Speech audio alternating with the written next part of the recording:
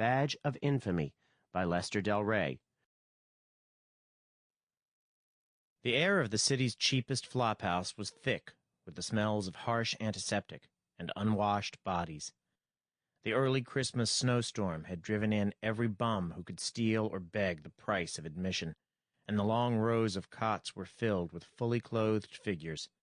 Those who could afford the extra dime were huddled under thin, grimy blankets. The pariah who had been Dr. Daniel Feldman enjoyed no such luxury. He tossed fitfully on a bare cot, bringing his face into the dim light. It had been a handsome face, but now the black stubble of beard lay over gaunt features and sunken cheeks.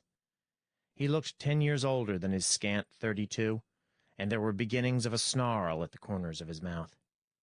Clothes that had once been expensive were wrinkled and covered with grime that no amount of cleaning could remove.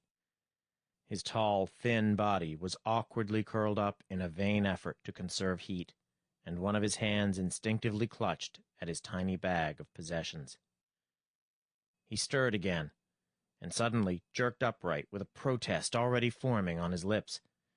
The ugly surroundings registered on his eyes, and he stared suspiciously at the other cots.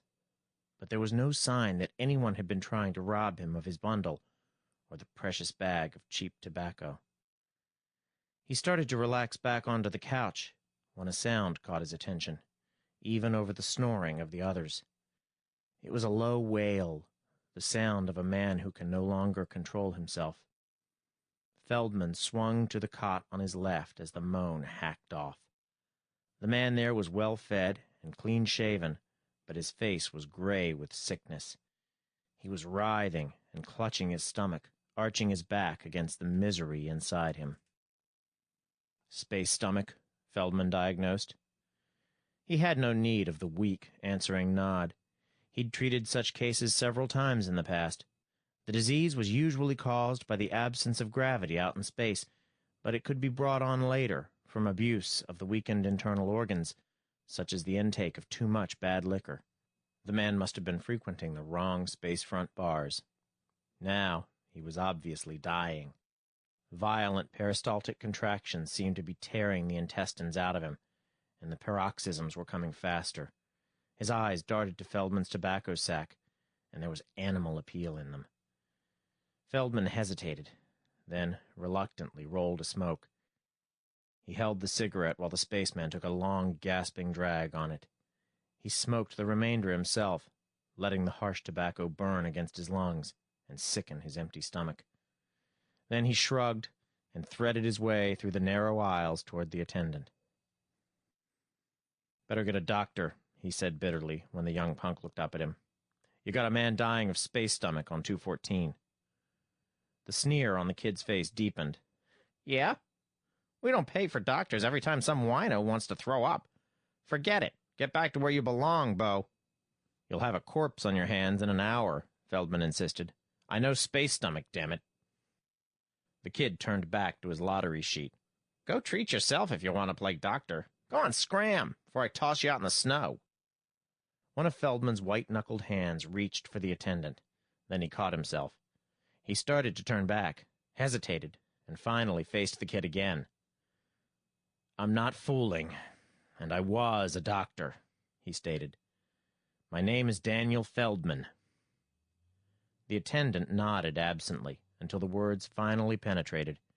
He looked up, studied Feldman with surprised curiosity and growing contempt, and reached for the phone. "Gimme medical directory," he muttered.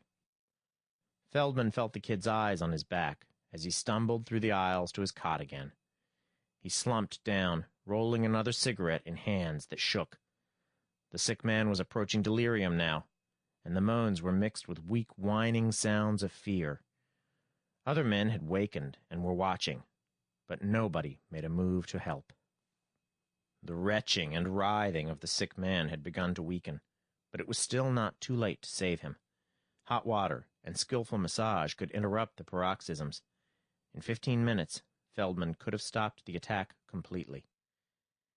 He found his feet on the floor and his hands already reaching out. Savagely, he pulled himself back. Sure, he could save the man, and wind up in the gas chamber. There'd be no mercy for his second offense against lobby laws. If the spaceman lived, Feldman might get off with a flogging. That was the standard punishment for a pariah who stepped out of line. But with his luck, there would be a heart arrest and another juicy story for the papers. Idealism. The medical lobby made a lot out of the word, but it wasn't for him. A pariah had no business thinking of others. As Feldman sat there staring, the spaceman grew quieter. Sometimes, even at this stage, massage could help. It was harder without liberal supplies of hot water, but the massage was really the important treatment. It was the trembling of Feldman's hands that stopped him. He no longer had the strength or the certainty to make the massage effective. He was glaring at his hands in self-disgust when the legal doctor arrived. The man was old and tired. Probably he had been another idealist who had wound up defeated, content to leave things up to the established procedures of the medical lobby. He looked it as he bent over the dying man. The doctor turned back at last to the attendant. "Too late. The best I can do is ease his pain. The call should have been made half an hour earlier." He had obviously never handled space stomach before. He administered a hypo that probably held Narcanol. Feldman watched, his guts tightening sympathetically for the shock that would be to the sick man. But at least it would shorten his sufferings. The final seizure lasted only a minute or so. "Hopeless," the doctor said. His eyes were clouded for a moment, and then he shrugged. "Well, I'll make out a death certificate. Anyone here know his name?" His eyes swung about the cots until they came to rest on Feldman. He frowned, and a twisted smile curved his lips. "Feldman, isn't it? You still look something like your pictures. Do you know the deceased?" Feldman shook his head bitterly. "No, I don't know his name. I don't even know why he wasn't cyanotic at the end, if it was space stomach. Do you, Doctor?" The old man threw a startled glance at the corpse. Then he shrugged and nodded to the attendant. "Well, go through his things. If he still has a space ticket, I can get his name from that." The kid began pawing through the bag that had fallen from the cot. He dragged out a pair of shoes, half a bottle of cheap rum, a wallet, and a bronze space ticket. He wasn't quick enough with the wallet, and the doctor took it from him. "Medical lobby authorization. If he has any money, it covers my fee, and the rest goes to his own lobby." There were several bills of large denominations. He turned the ticket over and began filling in the death certificate. "Arthur Billings, Space Lobby, crewman, cause of death, idiopathic gastroenteritis, and delirium tremens." There had been no evidence of delirium tremens, but apparently the doctor felt he had scored a point. He tossed the space ticket toward the shoes, closed his bag, and prepared to leave. "Hey, Doc!" The attendant's voice was indignant. "Hey, what about my reporting fee?" The doctor stopped. He glanced at the kid, then toward Feldman, his face a mixture of speculation and dislike. He took a dollar bill from the wallet. "That's right," he admitted. "The fee for reporting a solvent case. Medical lobby rules apply, even to a man who breaks them." The kid's hand was out, but the doctor dropped the dollar onto Feldman's cot. "There's your fee, pariah." He left, forcing the protesting attendant to precede him. Feldman reached for the bill. It was blood money, for letting a man die, but it meant cigarettes and food, or shelter for another night, if he could get a mission meal. He no longer could afford pride. Grimly he pocketed the bill, staring at the face of the dead man. It looked back sightlessly, now showing a faint speckling of tiny dots. They caught Feldman's eyes, and he bent closer. There should be no black dots on the skin of a man who died of space stomach, and there should have been cyanosis. He swore and bent down to find the wrecks of his shoes. He couldn't worry about anything now but getting away from here before the attendant made trouble. His eyes rested on the shoes of the dead man, sturdy boots that would last for another year. They could do the corpse no good. Someone else would steal them if he didn't. But he hesitated, cursing himself. The right boot fitted better than he could have expected, but something got in the way as he tried to put the left one on. His fingers found the bronze ticket. He turned it over, considering it. He wasn't ready to fraud his identity for what he'd heard of life on the spaceships. Yet. But he shoved it into his pocket and finished lacing the boots. Outside, the snow was falling, but it had turned to slush, and the sidewalk was soggy underfoot. There was going to be no work shoveling snow, he realized. This would melt before the day was over. Feldman hunched the suit coat up, shivering as the cold bit into him. The boots felt good, though. If he'd had socks, they would have been completely comfortable. He passed a cheap restaurant, and the smell of the synthetics set his stomach churning. It had been 2 days since his last real meal, and the dollar burned in his pocket. But he had to wait. There was a fair chance this early that he could scavenge something edible. He shuffled on. After a while, the cold bothered him less, and he passed through the hunger spell. He rolled another smoke and sucked at it, hardly thinking. It was better that way. It was much later when the big caduceus set into the sidewalk snapped him back to awareness of where he'd traveled. His undirected feet had led him much too far uptown, following old habits. This was the medical lobby building, where he'd spent more than enough time, including 3 weeks in custody before they stripped him of all rank and status. His eyes wandered to the ornate entrance where he'd first emerged as a pariah. He'd meant to walk down those steps as if he were still a man, but each step had drained his resolution, until he'd finally covered his face and slunk off, knowing himself for what the world had branded him. He stood there now, staring at the smug young medical politicians and the tired old general practitioners filing in and out. One of the latter halted, fumbled in his pocket, and drew out a quarter. "Merry Christmas," he said dully. Feldman fingered the coin. Then he saw a gray medical policeman watching him, and he knew it was time to move on. Sooner or later, someone would recognize him here. He clutched the quarter and turned to look for a coffee shop that sold the synthetics to which his metabolism had been switched. No shop would serve him here, but he could buy coffee and a piece of cake to take out. A flurry of motion registered from the corner of his eye, and he glanced back. "Taxi! Taxi!" The girl rushing down the steps had a clear soprano voice, cultured and commanding. The gray medical uniform seemed molded to her shapely figure, and her red hair glistened in the lights of the street. Her snub nose and determined mouth weren't the current fashion, but nobody stopped to think of fashions when they saw her. She didn't have to be the daughter of the president of Medical Lobby to rule. It was Chris. Chris Feldman once, and now Chris Ryan again. Feldman swung toward a cab. For a moment, his attitude was automatic and assured, and the cab stopped before the driver noticed his clothes. He picked up the bag Chris dropped and swung it onto the front seat. She was fumbling in her change purse as he turned back to shut the door. "Thank you, my good man," she said. She could be gracious, even to a pariah, when his homage suited her. She dropped 2 quarters into his hand, raising her eyes. Recognition flowed into them, followed by icy shock.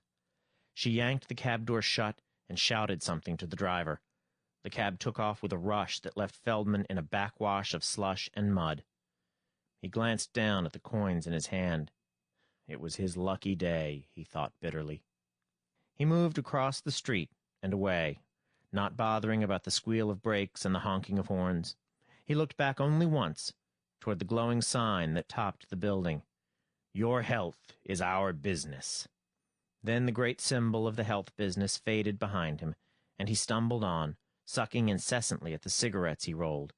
One hand clutched the bronze badge belonging to the dead man, and his stolen boots drove onward through the melting snow. It was Christmas, in the year 2100, on the Protectorate of Earth. 2. Lobby. Feldman had set his legs the problem of heading for the great spaceport and escape from Earth, and he let them take him without further guidance. His mind was wrapped up in a whirl of the past, his past, and that of the whole planet. Both pasts had in common the growth and sudden ruin of idealism. Idealism. Throughout history, some men had sought the ideal, and most had called it freedom. Only fools expected absolute freedom, but wise men dreamed up many systems of relative freedom, including democracy. They had tried that in America as the last fling of the dream. It had been a good attempt, too. The men who drew the Constitution had been pretty practical dreamers. They came to their task after a bitter war and a worse period of wild chaos, and they had learned where idealism stopped and idiocy began. They set up a republic with all the elements of democracy that they considered safe. It had worked well enough to make America the #1 power of the world, but the men who followed the framers of the new plan were a different sort, without the knowledge of practical limits. The privileges their ancestors had earned in blood and care became automatic rights. Practical men tried to explain that there were no such rights, that each generation had to pay for its rights with responsibility. That kind of talk didn't get far.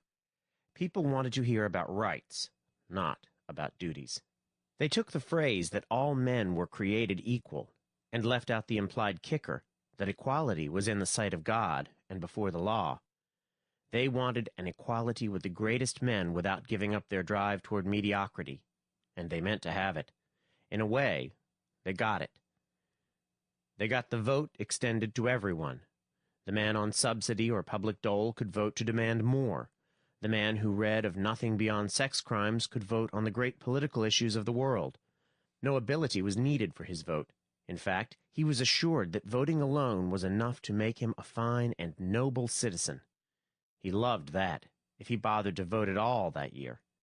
He became a great man by listing his unthought, hungry desire for someone to take care of him without responsibility. So he went out and voted for the man who promised him most, or who looked most like what his limited dreams felt to be a father image, or son image, or hero image. He never bothered later to see how the men he'd elected had handled the jobs he had given them. Someone had to look, of course, and someone did. Organized special interests stepped in where the mob had failed. Lobbies grew up. There had always been pressure groups, but now they developed into a third arm of the government. The old farm lobby was unbeatable. The big farmers shaped the laws they wanted. They convinced the little farmers it was for the good of all, and they made the story stick well enough to swing the farm vote. They made the laws when it came to food and crops. The last of the great lobbies was space, probably. It was an accident that grew up so fast it never even knew it wasn't a real part of the government. It developed during a period of chaos, when another country called Russia got the first hunk of metal above the atmosphere, and when the representatives who had been picked for everything but their grasp of science and government went into panic over a myth of national prestige. The space effort was turned over to the aircraft industry, which had never been able to manage itself successfully except under the stimulus of war or a threat of war. The failing airplane industry became the space combine overnight, and nobody kept track of how big it was, except a few sharp operators. They worked out a system of subcontracts that spread the profits so wide that hardly a company of any size in the country wasn't getting a share. Thus, a lot of patriotic, noble voters got their pay from companies in the lobby block and could be panicked by the lobby at the first mention of recession. So Space Lobby took over completely in its own field. It developed enough pressure to get whatever appropriations it wanted, even over presidential veto. It created the only space experts, which meant that the men placed in government agencies to regulate it came from its own ranks. The other lobbies learned a lot from space. There had been a medical lobby long before, but it had been a conservative group, mostly concerned with protecting medical autonomy and ethics. It also tried to prevent government control of treatment and payment, feeling that it couldn't trust the people to know where to stop. But its history was a long series of retreats. It fought what it called socialized medicine. But the people wanted their troubles handled free, which meant by government spending, since that could be added to the national debt, and thus didn't seem to cost anything. It lost, and eventually the government paid most medical costs without doctors working on a fixed fee. Then quantity of treatment paid, rather than quality. Competence no longer mattered so much. The lobby lost, but didn't know it, because the lowered standards of competence in the profession lowered the caliber of men running the political aspects of that profession as exemplified by the lobby. It took a worldwide plague to turn the tide. The plague began in old China. Anything could start there, with more than 1 billion people huddled in one area and a few madmen planning to conquer the world. It might have been a laboratory mutation, but nobody could prove it. It wiped out 2 billion people, depopulated Africa and most of Asia, and wrecked Europe, leaving only America comparatively safe to take over. An obscure scientist in one of the laboratories run by the medical lobby found a cure before the first waves of the epidemic hit America. Rutherford Ryan, then head of the lobby, made sure that medical lobby got all the credit. By the time the world recovered, America ran it, and the medical lobby was untouchable. Ryan made a deal with space lobby, and the two effectively ran the world. None of the smaller lobbies could buck them, and neither could the government. There was still a president and a Congress, as there had been a Senate under the Roman Caesars. But the two lobbies ran themselves as they chose. The real government had become a kind of oligarchy, as it always did after too much false democracy ruined the ideals of real and practical self-rule. A man belonged to his lobby, just as a serf had belonged to his feudal landlord. It was a safe world now. Maybe progress had been halted at about the level of 1980, but so long as the citizens didn't break the rules of their lobbies, they had very little to worry about. For that, for security and the right not to think, most people were willing to leave well enough alone. Some rules seemed harsh, of course, such as the law that all operations had to be performed in lobby hospitals, but that could be justified. It was the only safe kind of surgery, and the only way to make sure there was no unsupervised experimentation, such as that which supposedly caused the plague. The rule was now an absolute ethic of medicine. It also made for better fees. Feldman's father had stuck by the rule but had questioned it. Feldman learned not to question in medical school. He scored second in medical ethics only to Christina Ryan. He had never figured why she singled him out for her attentions, but he gloried in both those attentions and the results. He became automatically a rising young man, the favorite of the daughter of the lobby president. He went through internship without a sign of trouble. Chris humored him in his desire to spend 3 years of practice in a poor section loaded with disease, and her father approved. Such selfless dedication was the perfect image projection for a future son-in-law. In return, he agreed to follow that period by becoming an administrator, a doctor's doctor, as they put it. They were married in April, and his office was ready in May, complete with a staff of 80. The publicity releases had gone out, and the public relations lobby that handled news and education was paid to begin the greatest build-up any young genius ever had. They celebrated that with a little party of some 400 people and reporters at Ryan's Lodge in Canada. It was to be a gala weekend. It was then that Baxter shot himself. Baxter had been Feldman's closest friend in the lobby. He'd come along to handle press relations, and had gotten romantic about the countryside, never having been out of a city before. He hired a guide and went hunting, 80 miles beyond the last outpost of civilization. Somehow, he got his hand on a gun, though only guides were supposed to touch them, managed to overcome its safety devices, and then pulled the trigger with the gun pointed the wrong way. Chris, Feldman, and Harnett from Public Relations had accompanied him on the trip. They were sitting in a nearby car while Feldman enjoyed the scenery. Chris made further plans, and Harnett gathered material. There was also a photographer and writer, but they hadn't been introduced by name. Feldman reached Baxter first. The man was moaning and scared, and he was bleeding profusely. Only a miracle had saved him from instant death. The bullet had struck a rib, been deflected and robbed of some of its energy, and had barely reached the heart. But it had pierced the pericardium as best Feldman could guess, and it could be fatal at any moment. He'd reached for a probe without thinking. Chris knocked his hand aside. She was right, of course. He couldn't operate outside a hospital. But they had no phone in the lodge where the guide lived, and no way to summon an ambulance. They'd have to drive Baxter back in the car, which would almost certainly result in his death. When Feldman seemed uncertain, Harnett had given his warning in a low but vehement voice. "You touch him, Dan, and I'll spread it in every one of our media. I'll have to. It's the only way to retain public confidence. There'd be a leak, with all the guides and others here, and we can't afford that. I like you. You have color. But touch that wound, and I'll crucify you." Chris added her own threats. She'd spent years making him the outlet for all her ambitions, denied because women were still only second-rate members of medical lobby. She couldn't let it go now. And she was probably genuinely shocked. Baxter groaned again and started to bleed more profusely. There wasn't much equipment. Feldman operated with a pocket knife sterilized in a bottle of expensive scotch, and only anodyne tablets in place of anesthesia. He got the bullet out and sewed up the wound with a bit of surgical thread he'd been using to tie up a torn good luck emblem. The photographer and writer recorded the whole thing. Chris swore harshly and beat her fists against the bole of a tree. But Baxter lived. He recovered completely and was shocked at the heinous thing that had been done to him. They crucified Feldman. 3. Spacemen. Most crewmen lived rough, ugly lives, and usually short ones. Passengers and officers on the big tubs were given the equivalent of gravity in spinning compartments, but the crews rode free. The lucky crewmen lived through their accidents, got space stomach now and then, and recovered. Nobody cared about the others.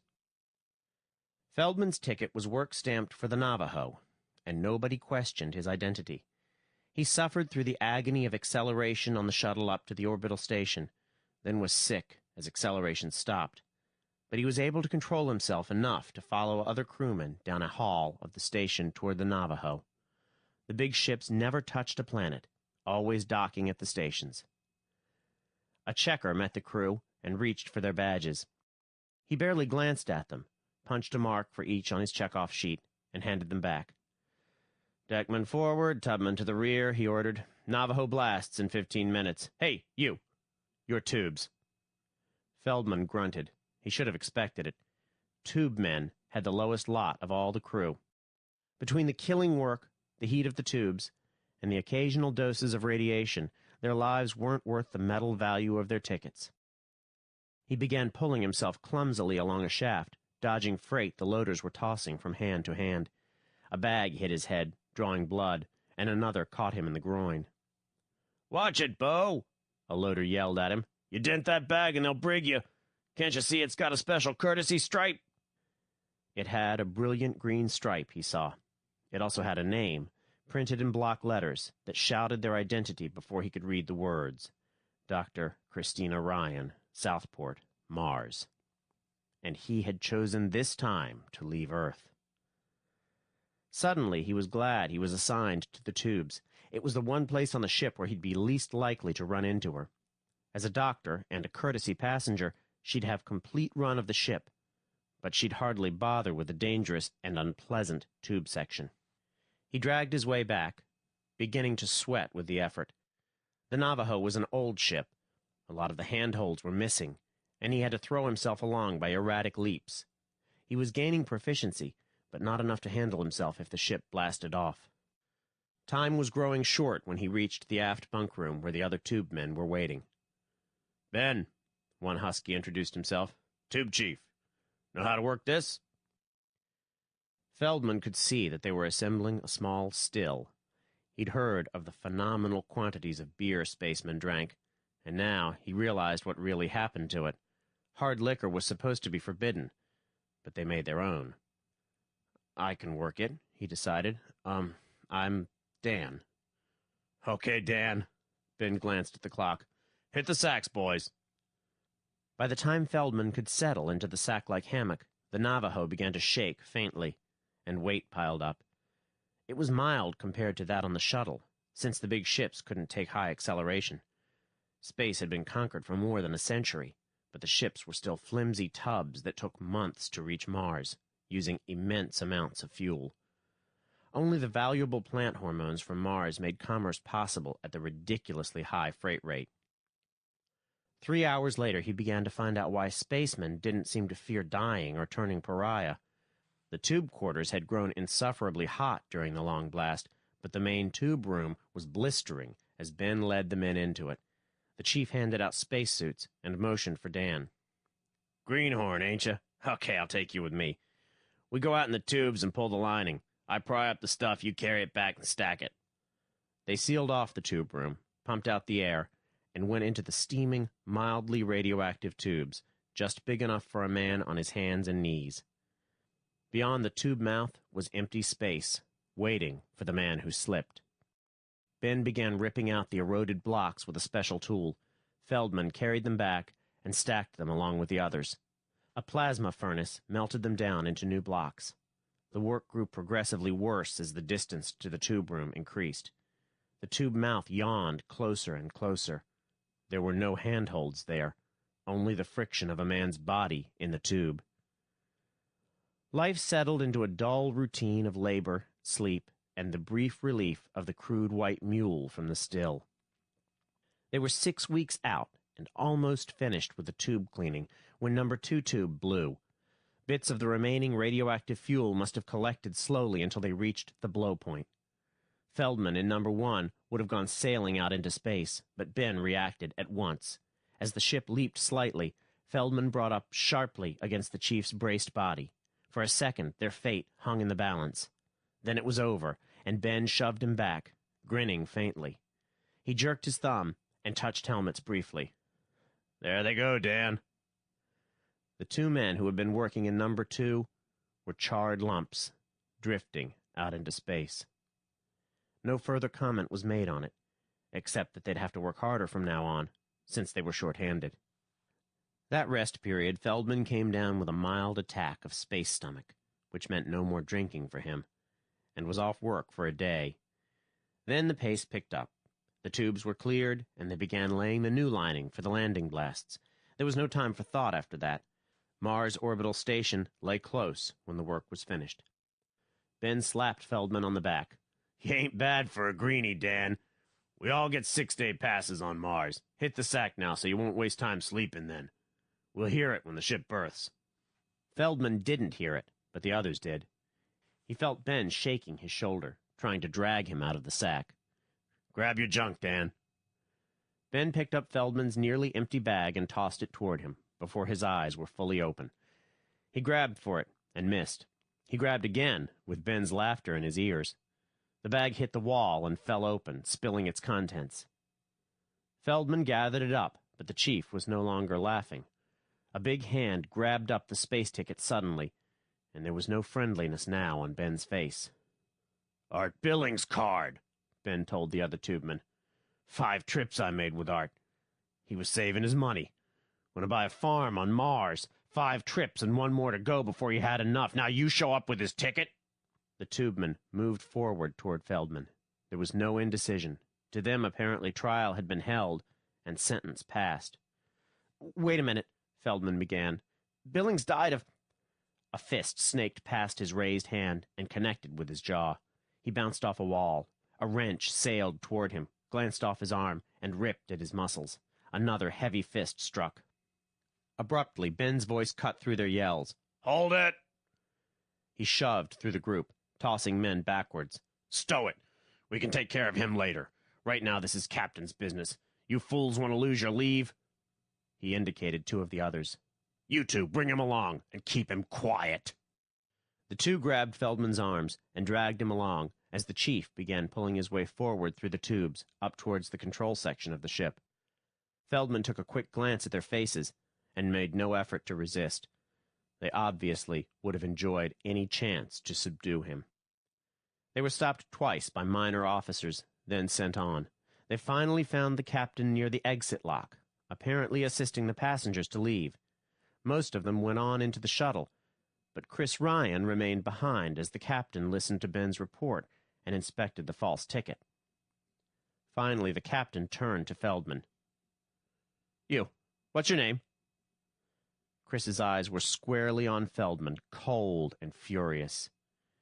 "He was Dr. Daniel Feldman, Captain Marker," she stated. Feldman stood paralyzed. He'd been unwilling to face Chris. He wanted to avoid all the past. But the idea that she would denounce him had never entered his head. There was no medical rule involved. She knew that, as a pariah, he was forbidden to board a passenger ship, of course. But she'd been his wife once. Marker bowed slightly to her. "Thank you, Dr. Ryan. I should take this criminal back to Earth in chains, I suppose, but he's hardly worth the freightage. You men, want to take him down to Mars and ground him there?" Ben grinned and touched his forelock. "Thank you, sir. We'd enjoy that." "Good. His pay reverts to the ship's fund. That's all, men." Feldman started to protest, but a fist lashed savagely against his mouth. He made no other protests as they dragged him into the crew shuttle that took off for Southport. He avoided their eyes and sat hunched over. It was Ben who finally broke the silence. "What happened to Art's money? He had a pile on him." "Go to hell." "Give, I said." Ben twisted his arm back toward his shoulder, applying increasing pressure. "A doctor took it for his fee when Billings died of space stomach. Damn you, I couldn't help him." Ben looked at the others. "Med lobby fee, eh? All the market will take. Could be. Maybe." He shrugged. "Okay. Reasonable doubt. We won't kill you, Bo. Not quite, we won't."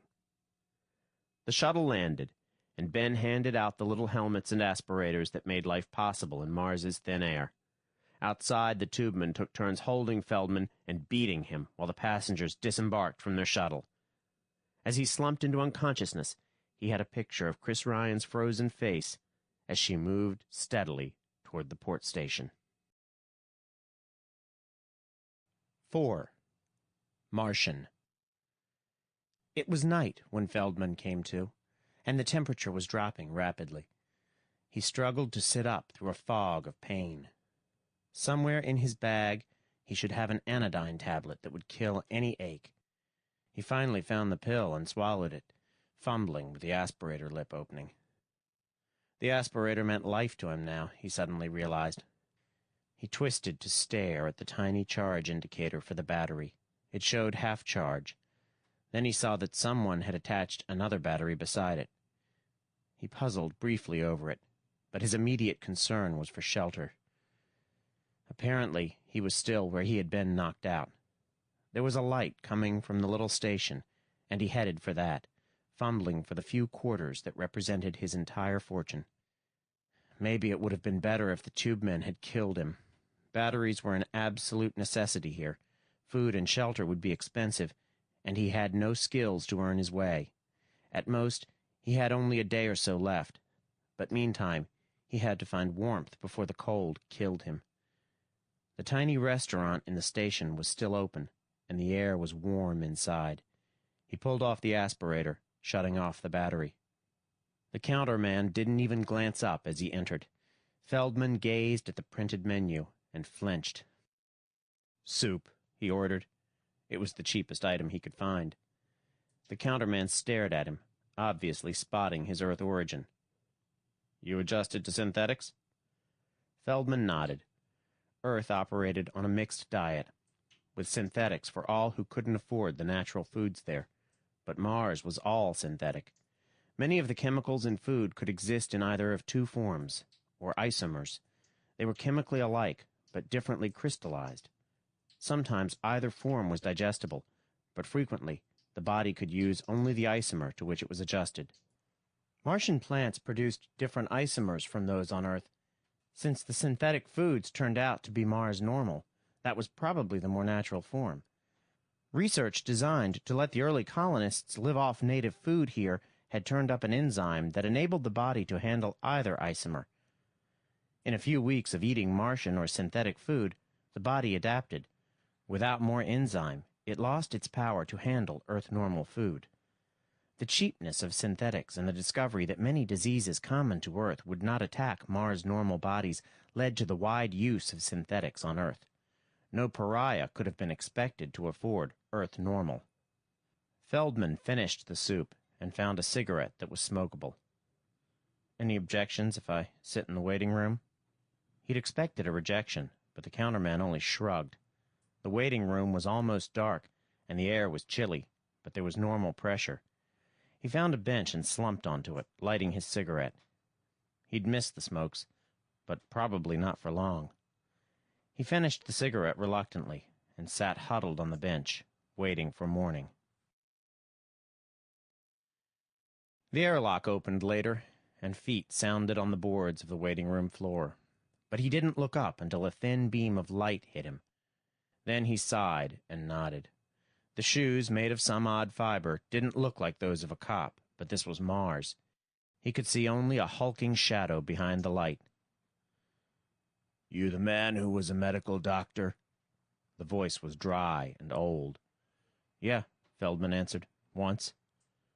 "Good. Thought that space crewman was just lying drunk at first. Come along, Doc." Why? It didn't matter, but if they wanted him to move on, they'd have to push a little harder. The light swung up to show the other. He was the shade of old leather with a bleached patch of sandy hair and the deepest gray eyes Feldman had ever seen.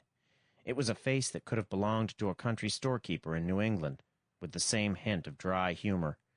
The man was dressed in padded Levi's and a leather jacket of unguessable age. His aspirator seemed worn and patched, and one big hand fumbled with it. "Because we're friends, Doc," the voice drawled at him. "Because you might as well come with us as sit here. Maybe we have a job for you." Feldman shrugged and stood up. If the man was a lobby policeman, he was different from the usual kind. Nothing could be worse than the present prospects. They went out through the doors of the waiting room toward a rattletrap vehicle. It looked something like a cross between a schoolboy's jalopy and a scaled-down army tank of former times. The treads were caterpillar style, and the stubby body was completely enclosed. A tiny airlock stuck out from the rear. Two men were inside, both bearded. The old man grinned at them. "Mark, Lou, meet Doc Feldman. Sit, Doc. I'm Jake Mullins. You might say we were farmers." The motor started with a wheeze. The tractor swung about and began heading away from Southport toward the desert dunes. It shook and rattled, but it seemed to make good time. "I don't know anything about farming," Feldman protested. Jake shrugged. "No, of course not. A couple of our friends heard about you where a spaceman was getting drunk and tipped us off. We know who you are. Here, try a bracky." Feldman took what seemed to be a cigarette and studied it doubtfully. It was coarse and fibrous inside, with a thin, hard shell that seemed to be a natural growth, as if it had been chopped from some vine. He lighted it, not knowing what to expect. Then he coughed as the bitter, rancid smoke burned at his throat. He started to throw it down, and hesitated. Jake was smoking one, and it had killed the craving for tobacco almost instantly. "Some like 'em. Most don't," Jake said. "They won't hurt you. Look, see that? Old Martian ruins, built by some race 1,000,000 years ago. Only a half dozen on Mars." It was a clump of weathered stone buildings in the light from the tractor, and Feldman had seen better in stereo shots. It was interesting only because it connected with the legendary Martian race, like the canals that showed from space but could not be seen on the surface of the planet. Feldman waited for the other to go on, but Jake was silent. Finally, he ground out the butt of the weed. "Okay, Jake, what do you want with me?" "Consultation, maybe. Ever hear of herb doctors? I'm one of them." Feldman knew that the lobby permitted some leniency here, due to the scarcity of real medical help. There was only one decent hospital, at Northport, on the opposite side of the planet. Jake sighed and reached for another bracky weed. "Yeah, I'm pretty good with herbs, but I got a sick village on my hands and I can't handle it. We can't all mortgage our work to pay for a trip to Northport. Southport's all messed up while the new she-doctor gets her metabolism changed. Maybe the old guy there would have helped, but he died a couple of months ago. So it looks like you're our only hope." "Then you have no hope," Feldman told him sickly. "I'm a pariah, Jake. I can't do a thing for you." "We heard about your argument with the lobby. News reaches Mars. But these are mighty sick people, Doc." Feldman shook his head. "Better take me back. I'm not allowed to practice medicine. The charge would be first-degree murder if anything happened. Lou leaned forward. Shall I talk to him, Jake? The old man grimaced. Time enough. Let him see what we got first. Sand howled against the windshield, and the tractor bumped and surged along. Feldman took another of the weeds and tried to estimate their course, but he had no idea where they were when the tractor finally stopped. There was a village of small huts that seemed to be merely entrances to living quarters dug under the surface. They led him into one and through a tunnel into a large room filled with simple cots and the unhappy sounds of sick people. 2 women were disconsolately trying to attend to the half-dozen sick, 4 children and 2 adults. Their faces brightened as they saw Jake, then fell. Eb and Tilda died, they reported. Feldman looked at the 2 figures under the sheets and whistled. The same black specks he had seen on the face of Billings covered the skins of the 2 old people who had died. Funny, Jake said slowly. They didn't act like the others, and they sure died mighty fast. Darn it, I had it figured for that stuff in the book, infantile paralysis. How about it, Doc? Sort of like a cold, stiff, sore neck. It was clearly polio, one of the diseases that could attack Mars-normal flesh. Feldman nodded at the symptoms, staring at the sick kids. He shrugged finally. There's a cure for it, but I don't have the serum. Neither do you, or you wouldn't have brought me here. I couldn't help if I wanted to. The old book didn't list a cure, Jake told him, but it said the kids didn't have to be crippled. There was something about a Kenny treatment. Doc, does the stuff really cripple for life? Feldman saw one of the boys flinch. He dropped his eyes, remembering the lobby's efficient spy service on Earth, and wondering what it was like here. But he knew the outcome. Damn you, Jake. Jake chuckled. Thought you would. We sure appreciate it. Just tell us what to do, Doc. Feldman began writing down his requirements, trying to remember the details of the treatment. Exercise, hot compresses, massage. It was coming back to him. He'd have to do it himself, of course, to get the feel of it. He couldn't explain it well enough, but he couldn't turn his back on the kids either. Maybe I can help, he said doubtfully as he moved toward a cot. No, Doc. Jake's voice wasn't amused any longer, and he held the younger man back. You're doing us a favor, and I'll be darned if I let you stick your neck out too far. You can't treat him yourself. Mars is tougher than Earth.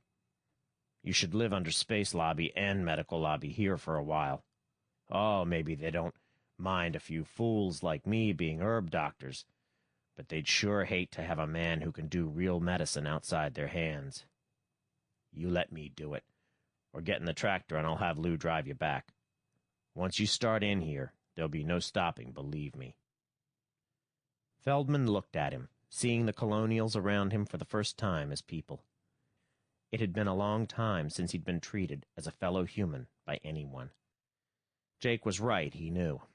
Once he put his hand to the bandage, eventually there'd be no turning back from the scalpel. These people needed medical help too desperately. Eventually the news would spread, and the lobby police would come for him. Chris couldn't afford to shield him. In fact, he was sure now that she'd hunt him night and day. Don't be a fool, Jake, he ordered brusquely. He handed his list to one of the women. You'll have to learn to do what I do, he told the people there. You'll have to work like fools for weeks, but there won't be many crippled children, I can promise that much. He blinked sharply at the sudden hope in their eyes, but his mind went on wondering how long it would be before the inevitable would catch up with him. With luck, maybe a few months, but he hadn't been blessed with any superabundance of luck. It would probably be less time than he thought. 5. Surgery.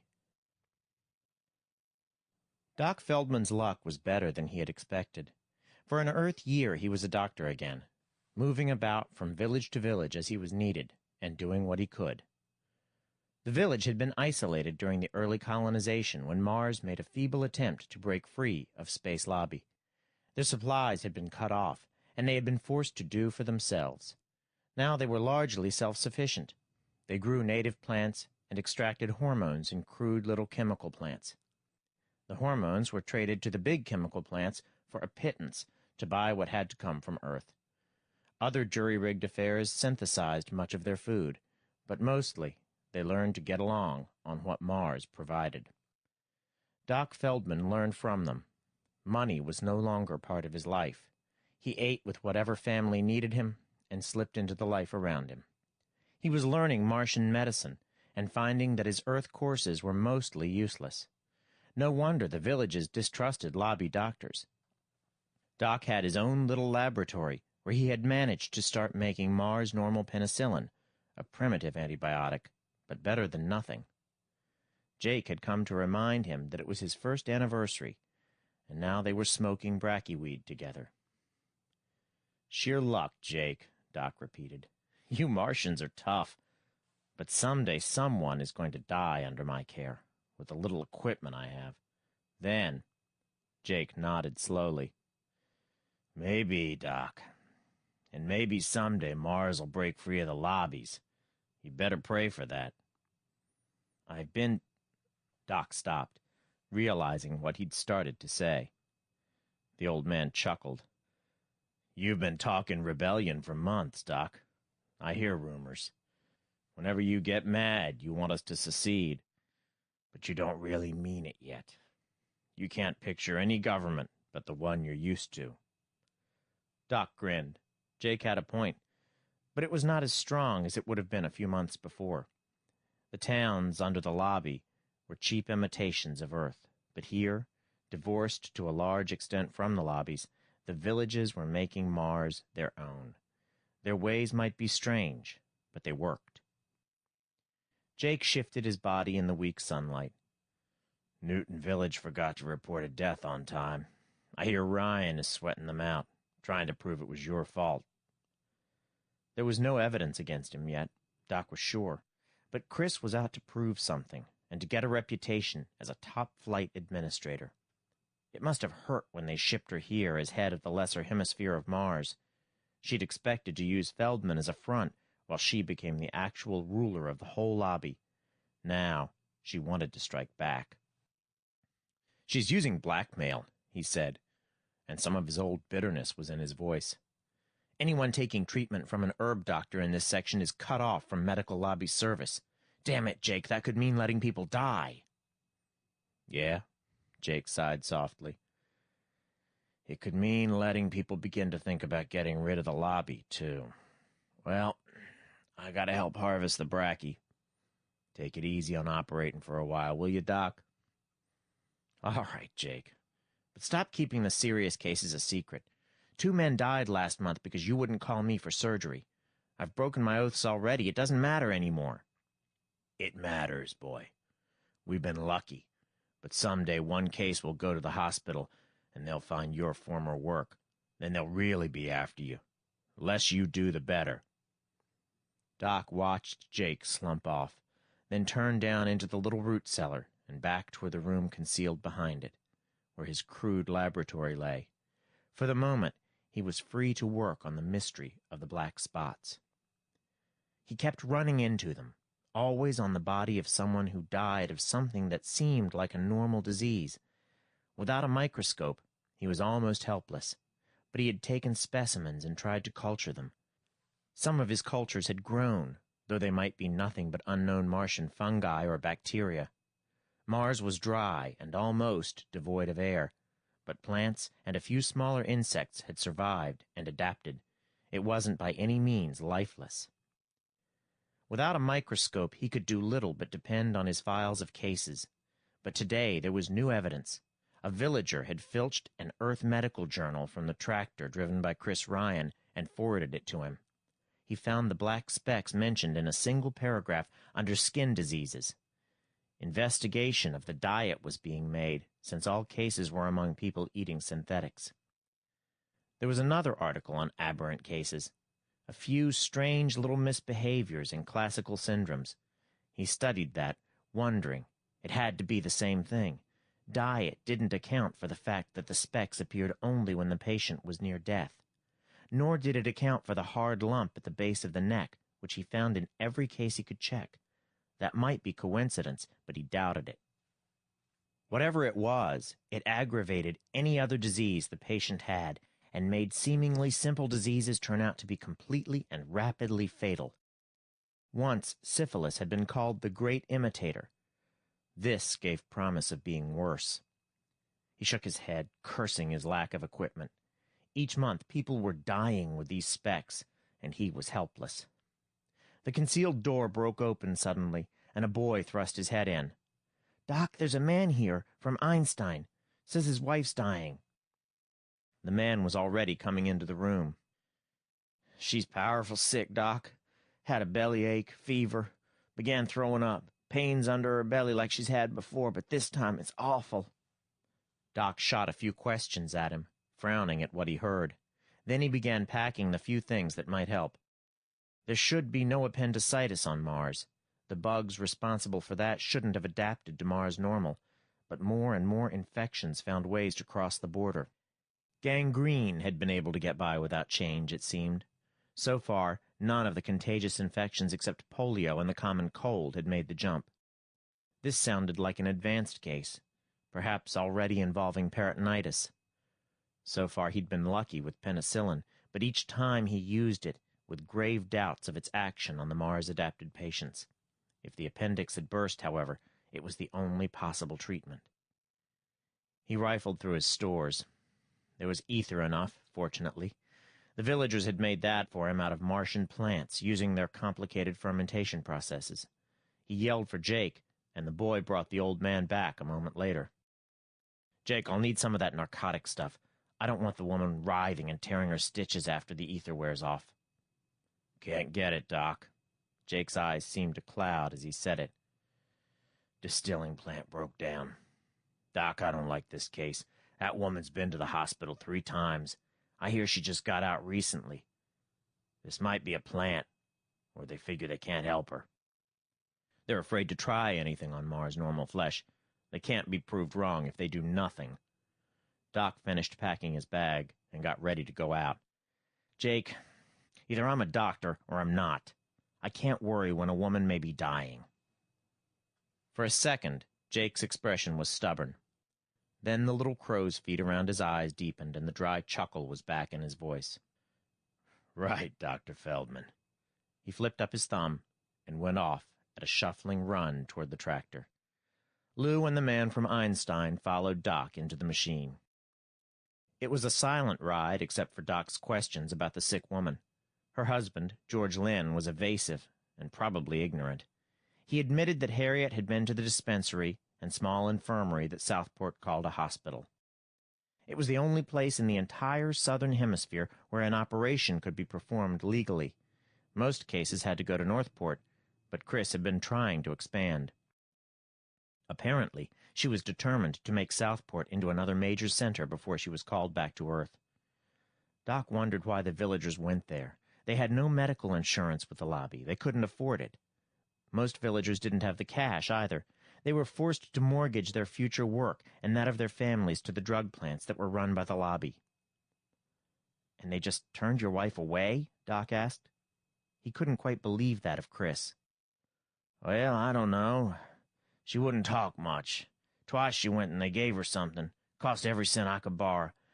Then last time, they kept a whole couple days before they let me come and get her. But now she's a lot worse." Jake spun about, suddenly tense. "How'd you pay them last time, George?" "Why, they didn't ask. I told her she could put up 6 months from me and the kids, but nobody said nothing about it. Just gave her back to me."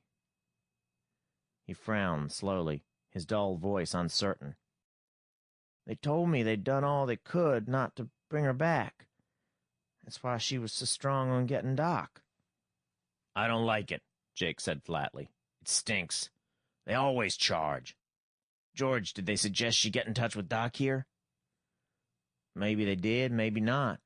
Harriet did all the talking with him. I just do what she tells me. She said get Doc." Jake swore. "Smells like a trap. You sure she's sick, George?" "I felt her head. She sure had a fever." George Lynn was torn between his loyalties. "You know me, Doc. You fixed me up that time I had the red pip. I wouldn't pull nothing on you." Doc had a feeling that Jake was probably right, but he vetoed the suggestion that they stop to look for spies. He had no time for that. If the woman was really sick, he had to get to her at once, and even that might be too late. He remembered the woman, sickly from other treatment. He'd been forced to remove her inflamed tonsils a few months before. She'd whined and complained because he couldn't spend all his time attending her. She was a nag, a shrew, and a totally selfish woman. But that was her husband's worry, not his. He dashed into the little house when they reached Einstein, and his first glance confirmed what George Lynn had said. The woman was sick, all right. She was running a high fever, much too high. She began whining and protesting at his having taken so long, but the pain soon forced her to stop. "There may still be a chance," Doc told her husband brusquely. He threw the cleanest sheet onto a table and shoved it under the single light. "Keep out of the way. In the other room, if you can all pile in there. This isn't exactly aseptic anyhow. You can boil a lot of water if you want to help." It would give them something to do, and he could use the water to clean up. There was no time to wait for it, however. He had to sterilize with alcohol and carbolic acid, and hope. He bent over the woman, ripping her thin gown across to make room for the operation. Then he swore. Across her abdomen was the unhealed wound of a previous operation. They'd worked on her at Southport. They must have removed the appendix, and then been shocked by the signs of infection. They weren't supposed to release a sick patient, but there was an easy out for them. They could remove her from the danger of spreading an unknown infection.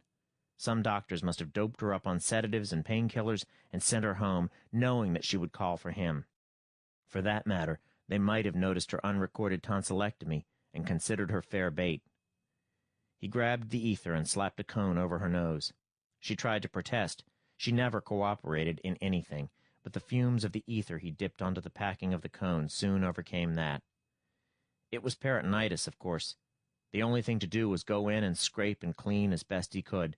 It was a rotten job to have to do, and he should have had help. But he gritted his teeth and began. He couldn't trust anyone else to hold the instruments even. He cleaned the infection as best he could, knowing there was almost no chance. He used all the penicillin he dared. Then he began sewing up the incision. It was all he could do, except for dressing the wound with a sterile bandage. He reached for one and stopped.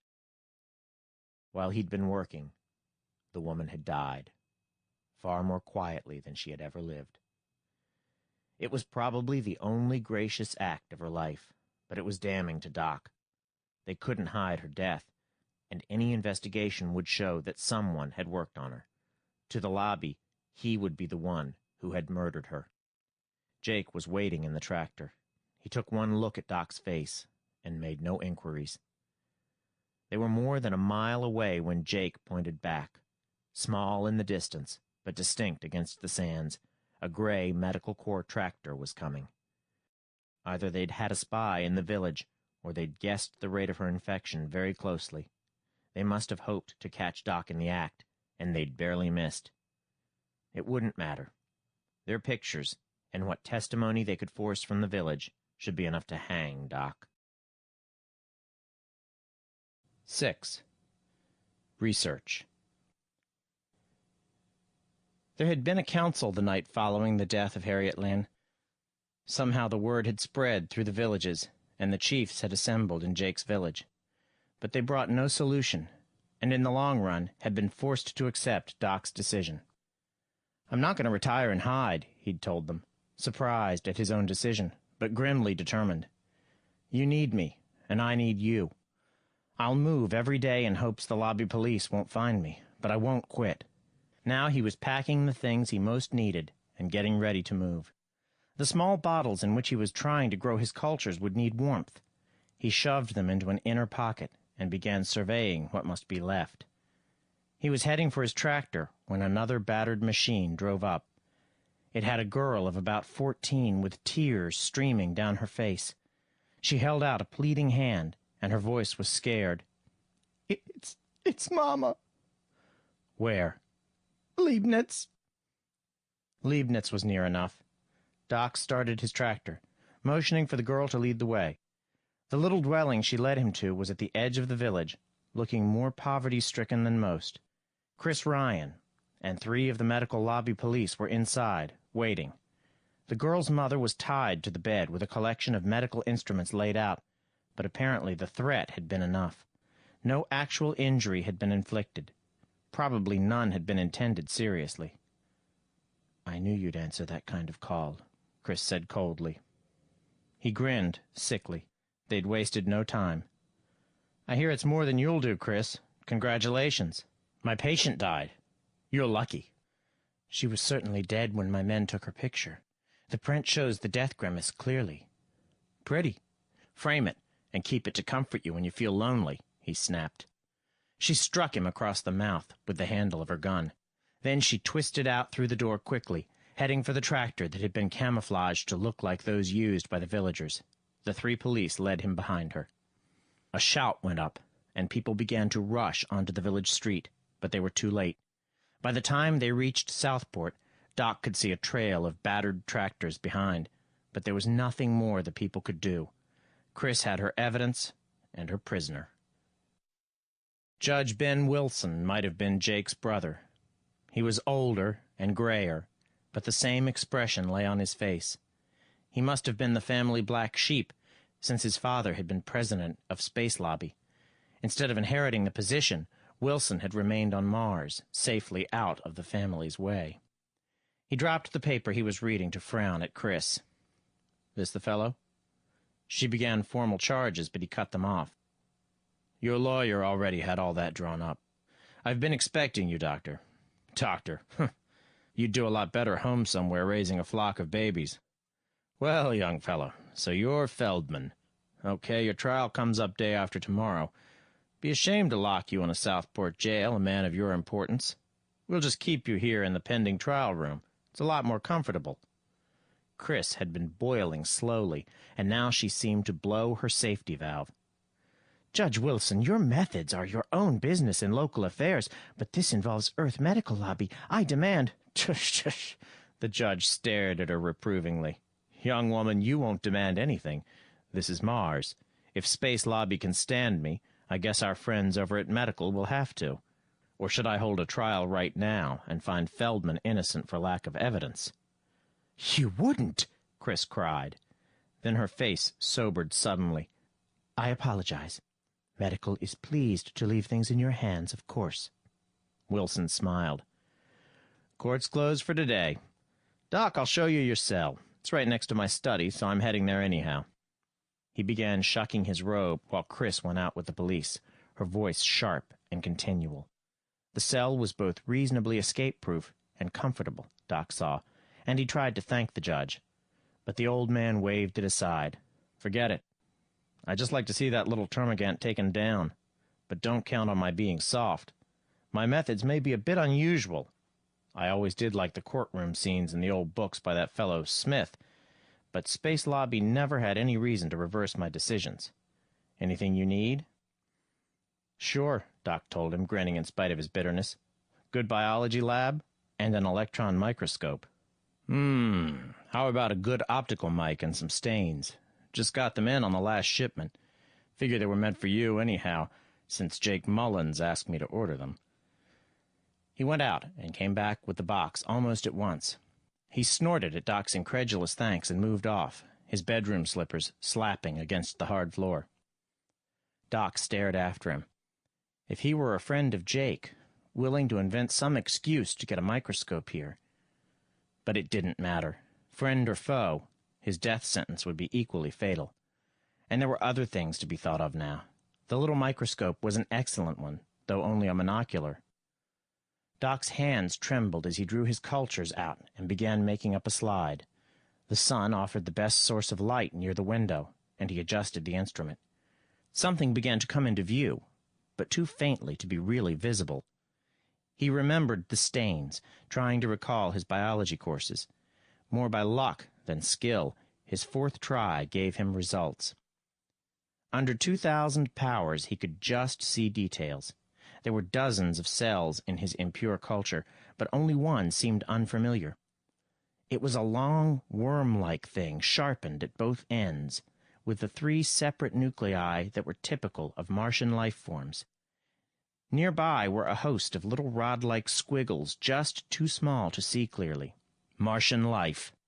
No Martian bug had ever proved harmful to men. Yet this was no mutated cell or virus from Earth. It was a new disease, completely different from all others. It was one where all Earth's centuries of experience with bacteria would be valueless. The first Martian disease. Unless this was simply some accidental contamination of his culture, not common to the other samples. He worked on until the light was too faint before putting the microscope aside. By the time the trial commenced, however, he was sure of the cause of the disease. It was Martian. Crude as his cultures were, they had proved that. The little courtroom was filled, mostly from the villages. Lou was there, along with others he had come to know. Then the sight of Jake caught Doc's eyes. The darn fool had no business there. He could get too closely mixed into the whole mess. "Court's in session," Wilson announced. "Doc, you represented by counsel?" Jake's voice answered, "Your Honor, I represent the defendant. I think you'll find my credentials in order." Chris started to protest, but Wilson grinned. "Never lost your standing in spite of that little fracas 30 years ago, so far as I know. But the police thought you were a witness when you came walking in. Figured you were giving up." "I never said so," Jake answered. Chris was squirming angrily, but the florid man acting as counsel for the medical lobby shook his head, bending over to whisper in her ear. He straightened. "No objection to counsel for the defense. We recognize his credentials." "You're a fool, Matthews," the judge told him. "Jake was smarter than half the rest of legal lobby before he went native. Still can tie your tail to a can. Okay, let's start things. I'm too old to dawdle." Doc lost track of most of what happened. This was totally unlike anything on Earth, though it might have been in keeping with the general casualness of the villages. Maybe the ritualistic routine of the lobbies was driving those who could resist to the opposite extreme. Chris was the final witness. Matthews drew comment of Feldman's former crime from her, and Jake made no protest, though Wilson seemed to expect one. Then she began sewing his shroud. There wasn't a fact that managed to emerge without slanting, though technically correct. Jake sat quietly, smiling faintly, and making no protests. He got up lazily to cross-examine Chris. "Dr. Ryan, when Daniel Feldman was examined by the captain of the Navajo after arriving at Mars Station, did you identify him then as having been Dr. Daniel Feldman?" She glanced at Matthews, who seemed puzzled but unconcerned. "That's correct," she admitted, "but—" "And you later saw him delivered to the surface of Mars, is that also correct?" When she assented, Jake hesitated. Then he frowned. "What did you do then? Did you report him? Or send anyone to look after him, or anything like that?" "Certainly not," she answered. "He was no—" "You did absolutely nothing about him after you identified him and saw him delivered here. You're quite sure of that?" "I did nothing." Jake stood quietly for a moment, then shrugged. "No more questions." Matthews finished things in a plea for the salvation of all humanity from the danger of such men as Daniel Feldman. He was looking smug, as was Chris. Wilson turned to Jake. "Has the defense anything to say?" "A few things, Your Honor." Jake stood up, suddenly looking certain and pleased. "We are happy to admit everything factual the lobby had testified. Daniel Feldman performed a surgical operation on Harriet Lynn in the village of Einstein. But when has it been illegal for a member of the medical profession to perform an operation, even with small chance of success, within an accepted area for such operation?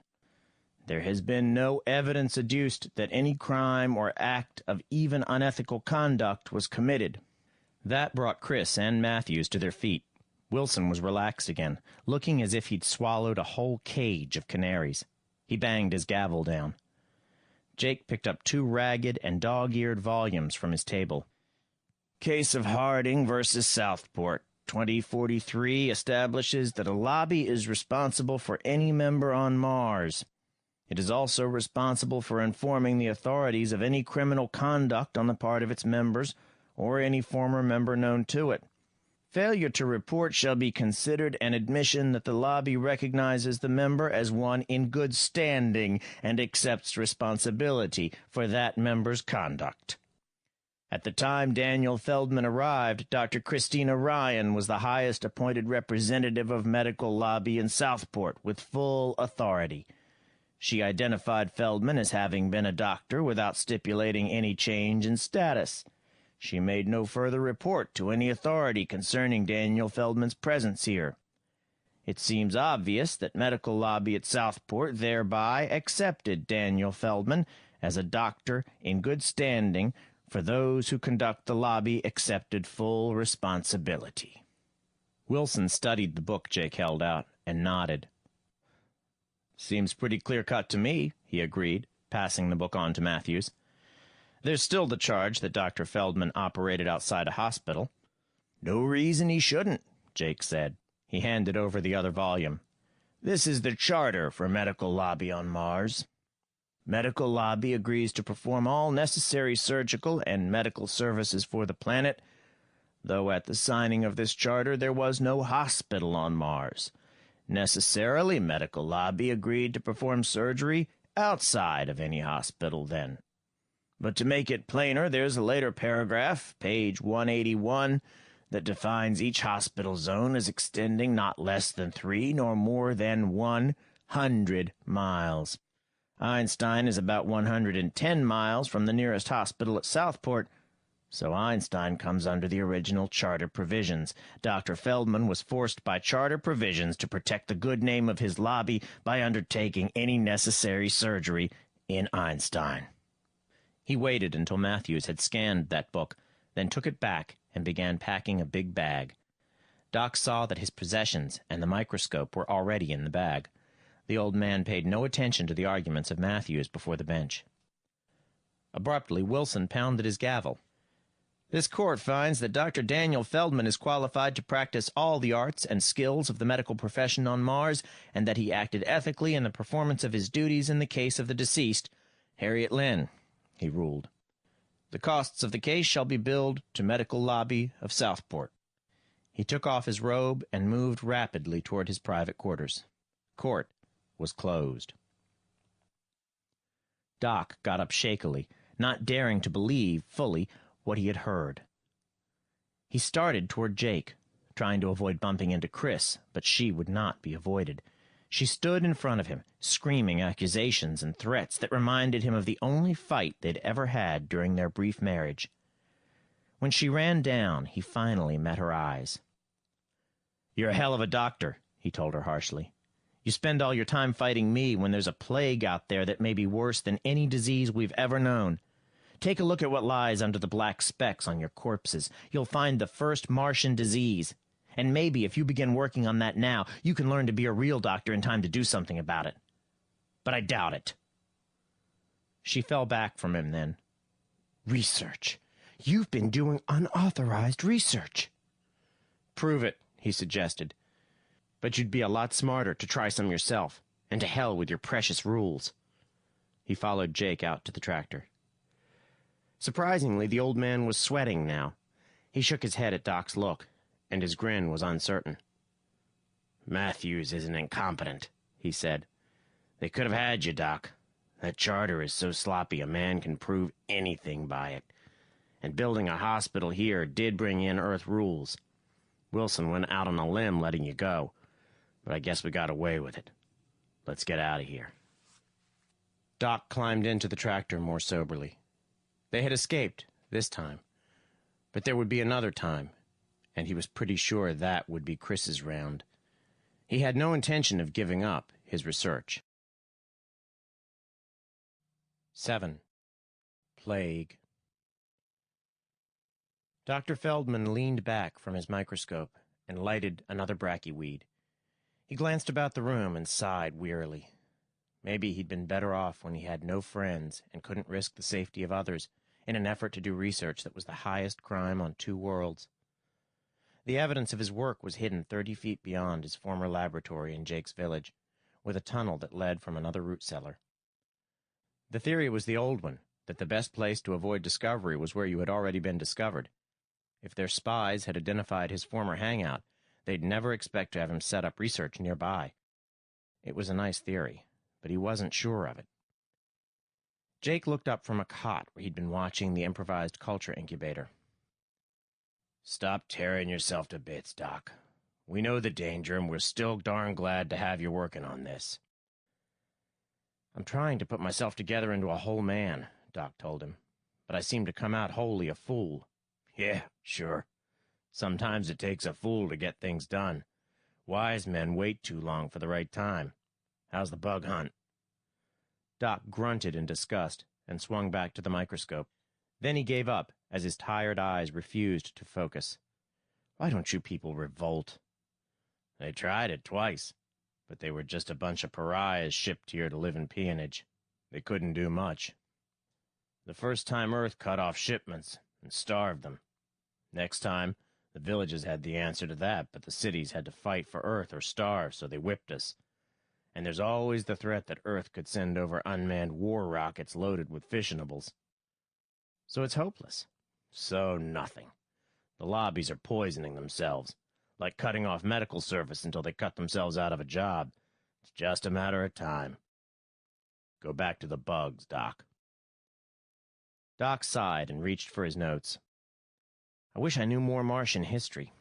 I've been wondering whether this bug may not have been what killed off the old Martians. Something had to do it, the way they disappeared. I wish I knew enough to make an investigation of those ruins out there." "Durwood." Jake had propped himself up on an elbow, staring at Doc in surprise. Doc scowled. "Clive Durwood, you mean? The archaeologist who dug up what little we know about the ruins?" "Yeah. Before he went back to Earth and started living off his lectures. He came here again 3 years ago and dropped dead in Edison on the way to some other ruins. Heart failure, they called it, though it was more like the two old farmers who ran themselves to death last month. I saw him when they buried him. His face looked funny, and I think he had those little specks, though I may remember wrong." He grimaced. "Mars is tough, Doc. Has to be. Some of the plant seeds Durwood found in the ruins grew. Maybe your bugs waited 1,000,000 years till we came along." "What about the farmers? Did they meet Durwood?" Jake nodded. "Must have. He lived in their village most of the time." Doc went through his notes. He'd asked for reports on all deaths, and he finally found the account. The two old men had been nervous and fidgety for weeks. They were twins, living by themselves, and nobody paid much attention.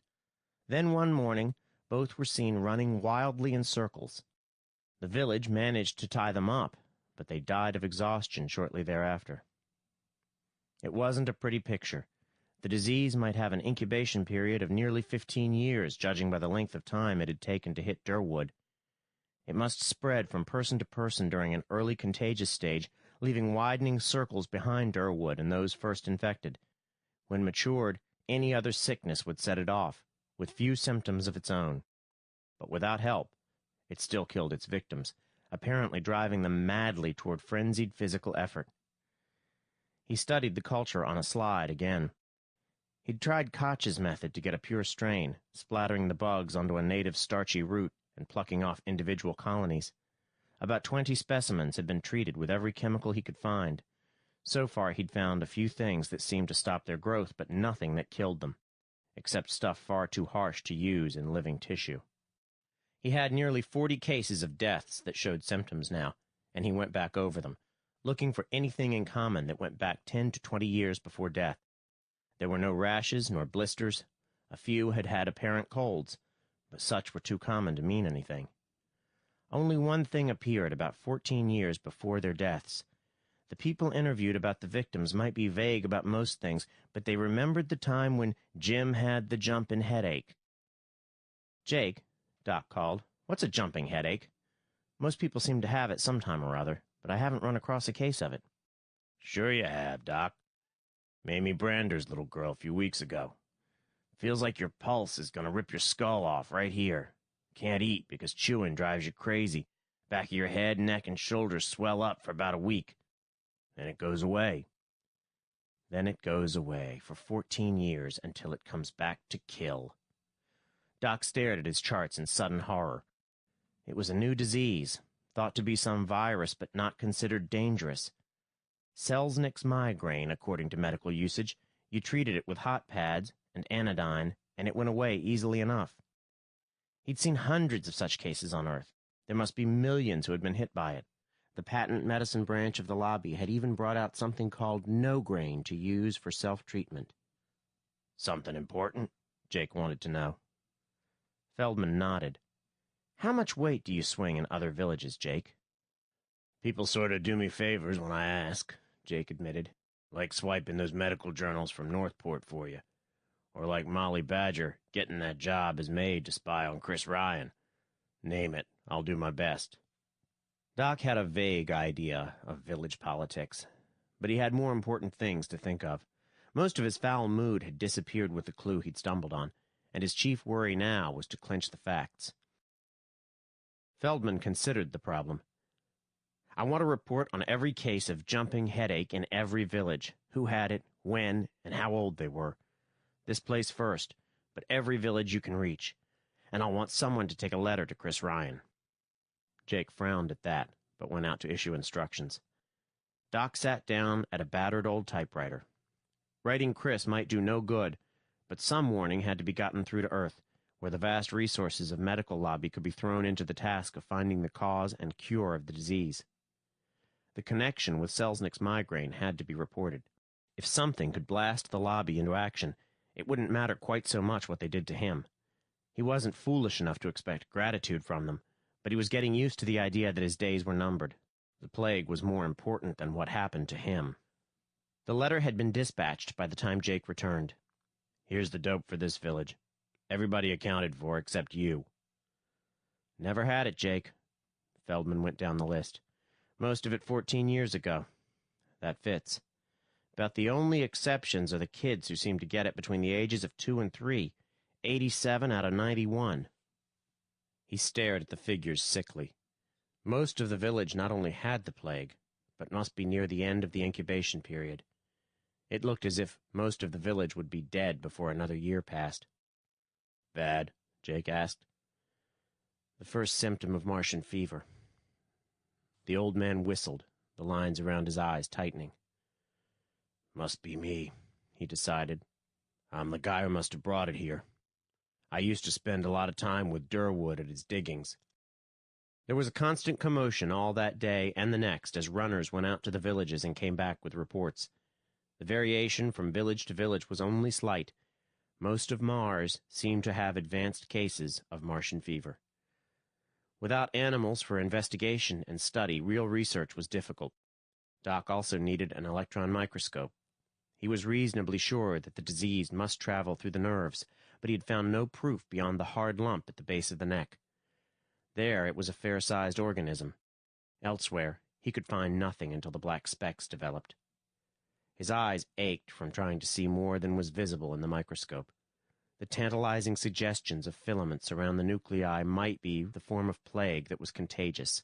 They might even be the true form of the bug, with a bigger cell only a transition stage. There were a number of diseases that involved complicated changes in the organisms that caused them, but he couldn't be sure. He finally buried his head in his hands, trying to do by pure thought what he couldn't do in any other way, and even there he lacked training. He was a doctor, not a xenobiologist. Research training had been taboo in school, except for a favored few. The reports continued to come in, confirming the danger. They seemed to have the worst plague on their hands in all human history, and nobody who could do anything about it even knew of it. Molly reports that your letter got some results, Jake reported. Chris Ryan brought home one of the electron microscopes and a bunch of equipment from the hospital pathology room. Think she'll get anywhere? Doc doubted it. Damn it. He hadn't meant for her to try it, though she might have authority for routine experiments. But it was like her to refuse to pass on the word without trying to prove her own suspicion of him first. He tried to comfort himself with the fact that some men were immune, or seemed so. About 3 out of 100 showed no signs. If that immunity was hereditary, it might save the race. If not... Jake came in at twilight with a grim face. "More news from Molly. The lobby is starting out to comb every village with a fault finder starting here, and this hole will show up like a sore thumb. Better start packing. We gotta be out of here in less than an hour." 8. Fool. 3 days later, Doc saw his first runner. The tractor was churning through the sand just before sundown, heading toward another one-night stand at a new village. Lou was driving, while Doc and Jake brooded silently in the back, paying no attention to the colors that were blazoned over the dunes. The cat-and-mouse game was getting to Doc. There was no real assurance that the village they were approaching might not be the target the lobby had chosen for the next investigation. Lou braked the tractor to a sudden halt and pointed. A figure was running frantically over one of the low dunes with a little red sun behind him. He seemed headed toward them, but as he drew nearer they could see that he had no definite direction. He simply ran, pumping his legs frantically as if all the devils of hell were after him. His body swayed from side to side in exhaustion, but his arms and legs pumped on. "Stop him," Jake ordered, and Lou swung the tractor. It halted squarely in the runner's path, and the figure struck against it and toppled. The legs went on pumping, digging into the dirt and gravel, but the man was too far gone to rise. Jake and Lou shoved him through the doors into the tractor, and Doc yanked off his aspirator. The man was giving vent to a kind of ululating cry, weakened now almost to a whine that rose and fell with the motion of his legs. Sweat had once streaked his haggard face, but it was dry and blanched to a pasty gray. Doc injected enough narcotic to quiet a maddened bull. It had no effect except to upset the rhythm of the arms and legs. It took 5 more minutes for the man to die. The specks were larger this time, the size of periods in 12-point type. The lump at the base of the skull was as big as a small hen's egg. "From Edison, like the others so far. Jack Cooley," Jake answered Doc's question. "Durwood spent a lot of time here on his first expedition, so it's getting the worst of it." Doc pulled the aspirator mask back over the man's face, and they carried him out and laid him on a low dune.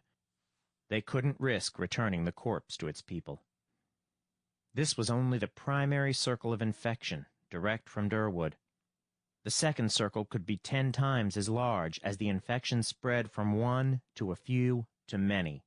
So far, it was localized, but it wouldn't stay that way. Doc climbed slowly out of the tractor, lugging his small supplies of equipment, while Jake made arrangements for them to spend the night in a deserted house.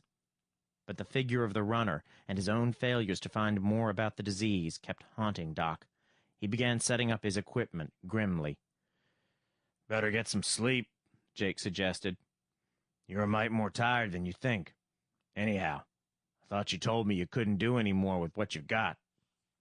Feldman looked at the supplies he had spread out and shook his head wearily. He'd been over every chemical and combination a dozen times, without results that showed in the limited magnification of the optical mic. He snapped the case shut and hit the rude table with the heel of his hand.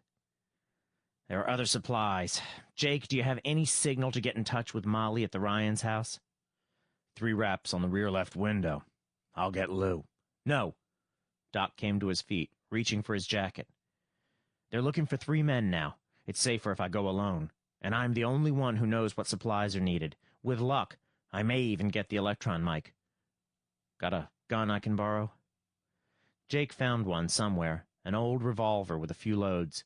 He began protesting, but Doc overruled him sharply. 3 men could no more fight off the police than one, if they were spotted. He swung toward the tractor. "You'd better start spreading the word on everything we know. If people realize they're already safe or doomed, it'll be better than having them go crazy to avoid contagion." "Most of the villages know already," Jake told him. "And damn it, get back here, Doc.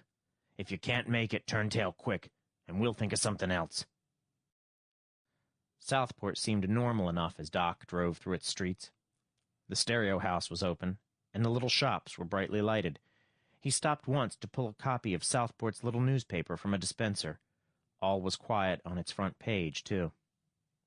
As usual, the facts were buried inside. The editorial was pouring too much oil on the waters in its lauding of the role of medical lobby on Mars for no apparent reason. The death notices no longer listed the cause of death. Medical knew something was up at least, and was worried. He parked the tractor behind Chris's house and slipped to the proper window. Everything was seemingly quiet there. At his knock, the shade was drawn back, and he caught a brief glimpse of Molly looking out. A moment later, she opened the rear lock to let him into the kitchen. "Shh. She's still up, I think. What can I do, Doc?" He tried to smile at her. "Hide me until it's safe to get into her laboratory.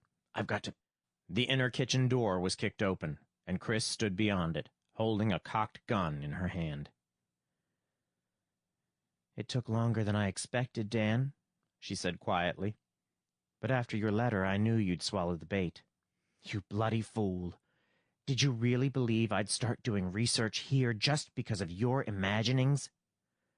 He slumped slowly back against the sink. "So this is a fool's errand, then?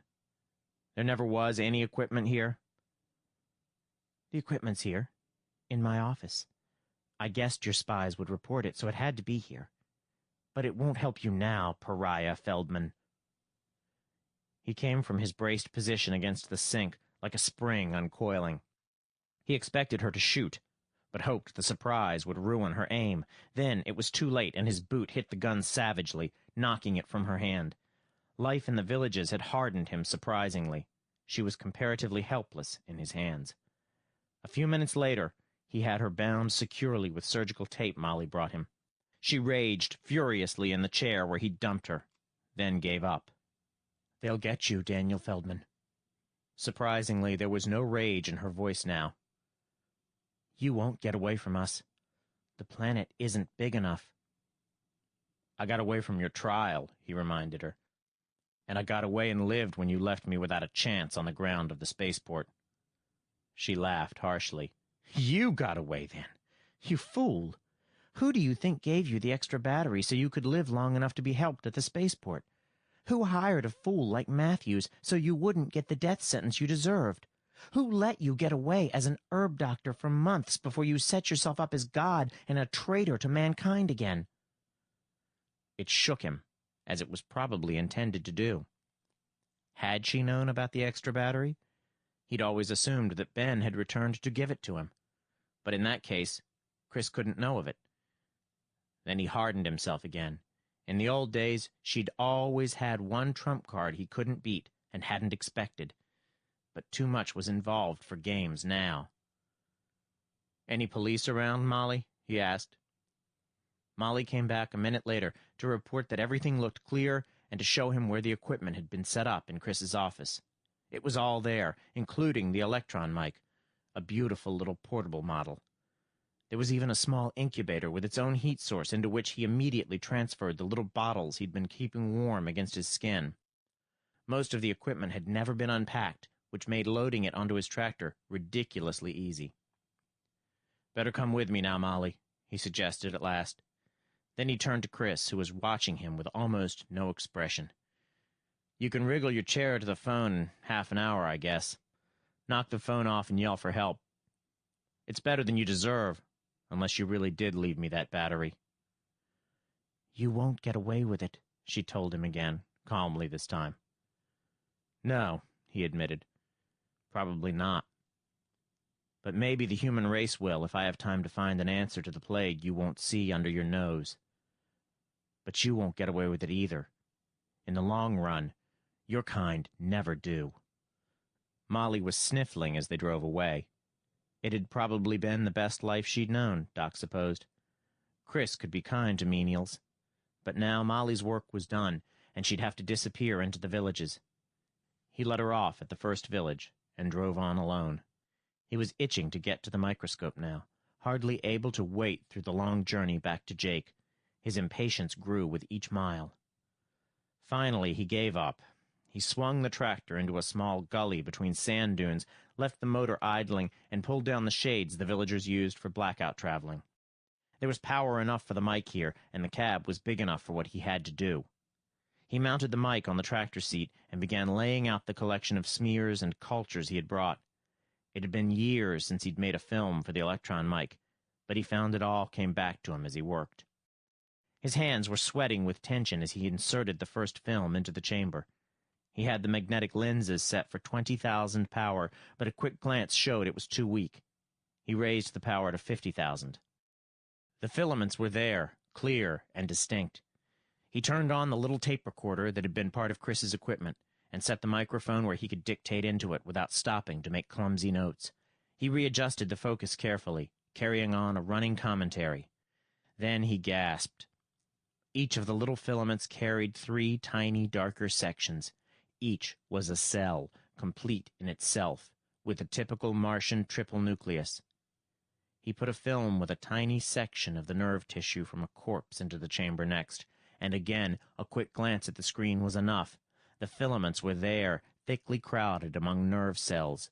They did travel along the nerves to reach the base of the brain before the larger lump could form. A specimen from one of the black specks was even more interesting. The filaments were there, but some were changed, or changing, into tiny round cells, also with the triple dark spots of nuclei. Those must be the final form that was released to infect others. Probably at first these multiplied directly in epithelial tissue, so there was a rapid contagion of infection. Eventually they must form the filaments that invaded the nerves and caused the brief bodily reaction that was Selznick's migraine. Then the body adapted to them, and they began to incubate slowly, developing into the large cells he had first seen. When ripe, the big cells broke apart into millions of the tiny round ones that went back to the nerve endings, causing the black spots and killing the host. He knew his enemy now, at least. He reached for the controls, increasing the magnification. He would lose resolution, but he might find something more at the extreme limits of the mic. Something wet and cold gushed into his face. He jerked back, trying to wipe it off, but it was already evaporating, and there was a thick, acrid odor in the cab. He grabbed for his aspirator, then tried to reach the airlock, but the paralysis was already spreading through him, and he toppled to the floor before he could escape. When he came to, it was morning outside, and Chris was waiting inside the cab with 2 big lobby policemen. A hypo in her hand must have been what revived him. She touched the electron microscope with something like affection. The lobby technicians did a good job on this, don't you think, Dan? I warned you, but you wouldn't listen. And now we've even got your own taped words to prove you were doing forbidden research. Fool! She shook her head pityingly as the tractor began moving with 2 others toward Southport. You and your phony diseases. A little skin disorder, Selznick's migraine, and a few cases of psychosis to make a new disease. Do you think the medical lobby can't check on such simple things? Or didn't you expect us to hear of your open talk of revolt and realize you were planning to create some new germ to wipe out the Earth forces? Maybe those runners of yours were real, mass murderer. She drew out another hypo and shoved the needle into his arm. Necrosynth, enough to keep him unconscious for 24 hours. He started to curse her, but the drug acted before. 9. Judgment. Doc woke to see sunlight shining through a heavily barred window that must be in the official Southport jail. He waited a few minutes for his head to clear, and then sat up. Necrosynth left no hangover, at least. The sound of steps outside was followed by the squeak of a key in the lock. 15 minutes, Judge Wilson, the voice said. Thank you, officer. Wilson came into the cell, carrying a tray of breakfast and a copy of the Northport Gazette. He began unloading brachyweeds from his pocket while Doc attacked the breakfast. They tossed the book at you, Doc, he said. You haven't got a chance, and there's nothing the villages can do. Trial's set for tomorrow at Northport, and it's in closed session. We can't get you off this time. Doc nodded. Thanks for coming, even if there's nothing you can do. I've been living on borrowed time for a year anyhow, so I have no right to kick. But who's we? The villages. I've been part of their organization for years. The old man sighed heavily. You might say a revolution has been going on since I can remember, though most villagers don't know it. We've just been waiting our time. Now we've stopped waiting and the rifles will be coming out. Rifles made in village shops. The villages are going to rebel even if we're all dead of plague in a month. Doc Feldman nodded and reached for the bracky. He knew this was their way of trying to make him feel his work hadn't been for nothing, and he was grateful for Wilson's visit. It was a good year for me. Damn good. But time's running short. I'd better brief you on the latest on the plague. Wilson began making notes until Doc was finished. Finally, he got up as steps sounded from the hall. Anything else? Just a guess. A lot of Earth germs can't live in Mars normal flesh. Maybe this can't live in Earth normal. Tell them so long for me. So long, Doc. He shook hands briefly and was waiting at the door when the guard opened it. An hour later, the lobby police took Feldman to the Northport shuttle rocket. They had some trouble on the way. A runner cut down the street, with the crowds frantically rushing out of his way. Terror was reaching the cities already. Doc flashed a look at Chris. Mob hysteria. Like flying saucers and Wrigley tops, I suppose, he asked before the guard could stop him.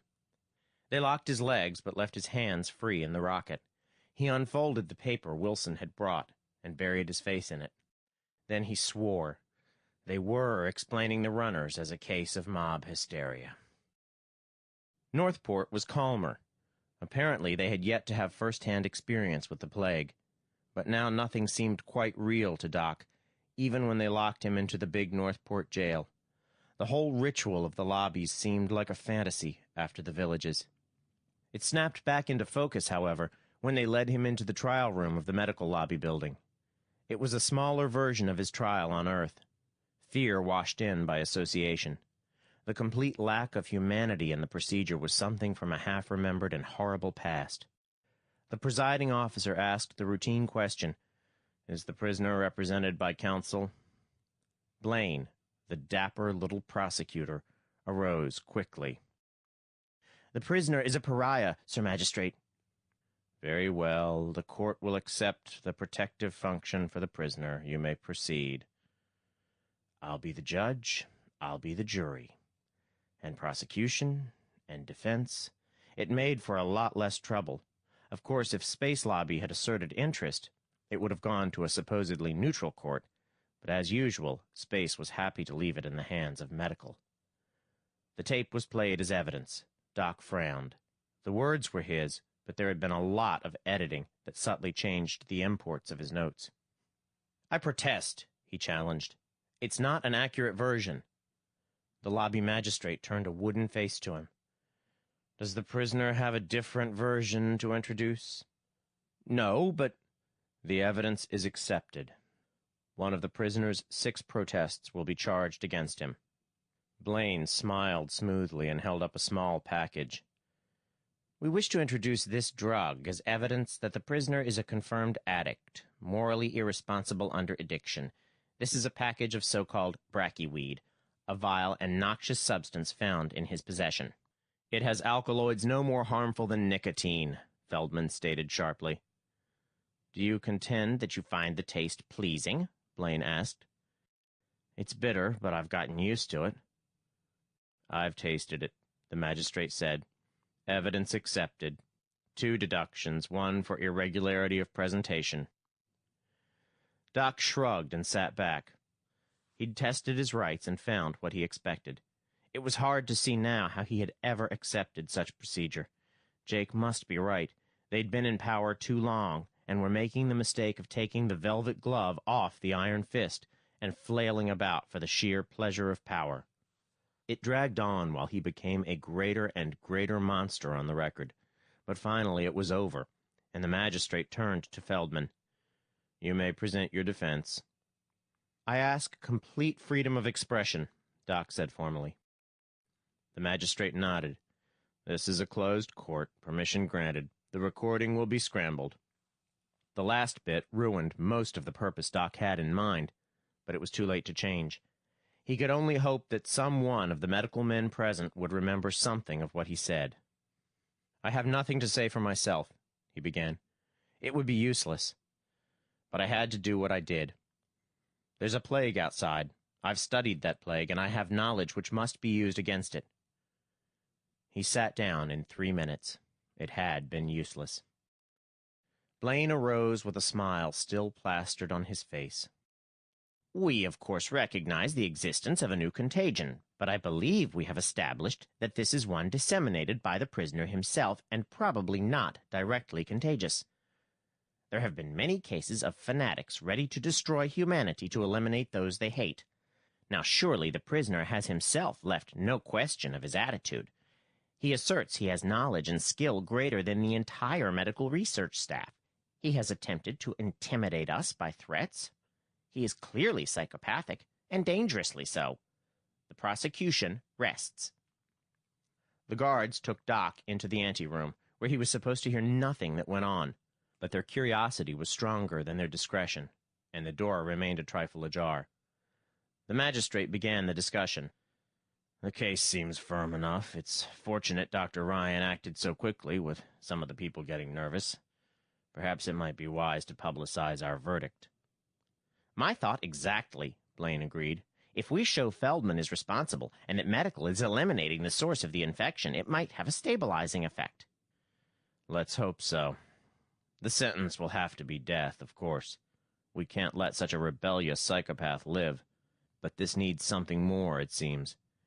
You've prepared a recommendation, I suppose." "There was the case of Albrecht Dellier," Blaine suggested. "Something like that should have good publicity impact." It struck Doc that they sounded as if they believed themselves, as the witch-burners had believed in witches. He was sweating when the guards led him before the bench. The magistrate rolled a pen slowly across his fingers, and his eyes raked Feldman. "Pariah Daniel Feldman, you have been found guilty on all counts. Furthermore, your guilt must be shared by that entire section of Mars known as the Villages. Therefore, the entire section shall be banned and forbidden any and all services of the medical lobby for a period of 1 year. "Sir Magistrate!" One of the members of the Southport Hospital staff was on his feet. "Sir Magistrate, we can't cut them off completely." "We must, Dr. Harkness. I appreciate the fine humanitarian tradition of our lobby which lies behind your protest, but at such a time as this, the good of the body politic requires drastic measures. Why not see me after court, and we can discuss it then?" He turned back to Feldman, and his face was severe. "The same education which has produced such fine young men as Dr. Harkness was wasted on you and perverted to endanger the whole race. No punishment can equal your crimes, but there is one previously invoked for a particularly horrible case, and it seems fitting that you should be the fourth so sentenced. Daniel Feldman, you are sentenced to be taken into space beyond planetary limits, together with all materials used by you in the furtherance of your criminal acts. There you shall be placed into a spacesuit containing sufficient oxygen for 1 hour of life, and no more. You and your contaminated possessions shall then be released into space to drift there through all eternity as a warning to other men. This sentence shall be executed at the earliest possible moment, and Dr. Christina Ryan is hereby commissioned to observe such execution. And may God have mercy on your soul." 10. Execution. The hours of waiting were blurred for Doc. There were periods when fear clogged his throat and left him gasping with the need to scream and beat his cell walls. There were also times when it didn't seem to matter, and when his only thoughts were for the villages and the plague. They brought him the papers where he was painted as a monster beside whom Jack the Ripper and Albrecht Dellier were gentle amateurs. They were trying to focus all fear and resentment on him. Maybe it was working. There were screaming crowds outside the jail, and the noise of their hatred was strong enough to carry through even the atmosphere of Mars. But there were also signs that the lobby was worried, as if afraid that some attempt might still be made to rescue him. He'd looked forward to the trip to the airport as a way of judging public reaction, but apparently the lobby had no desire to test that. The guards led him up to the roof of the jail, where a rocket was waiting.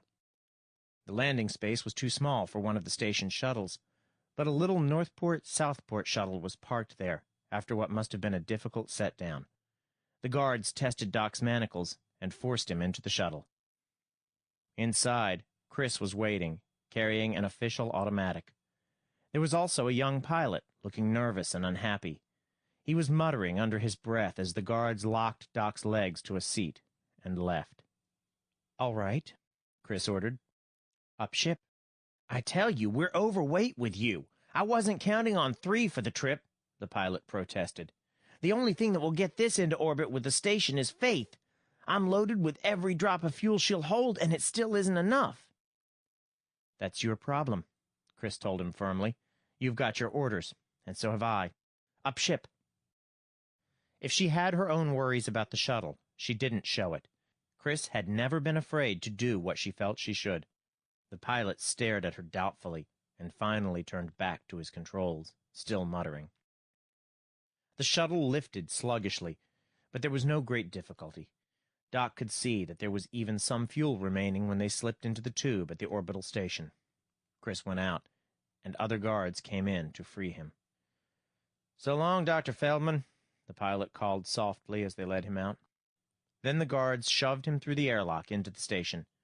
15 minutes later, he was locked into one of the cabins of the Iroquois, with all his possessions stacked beside him.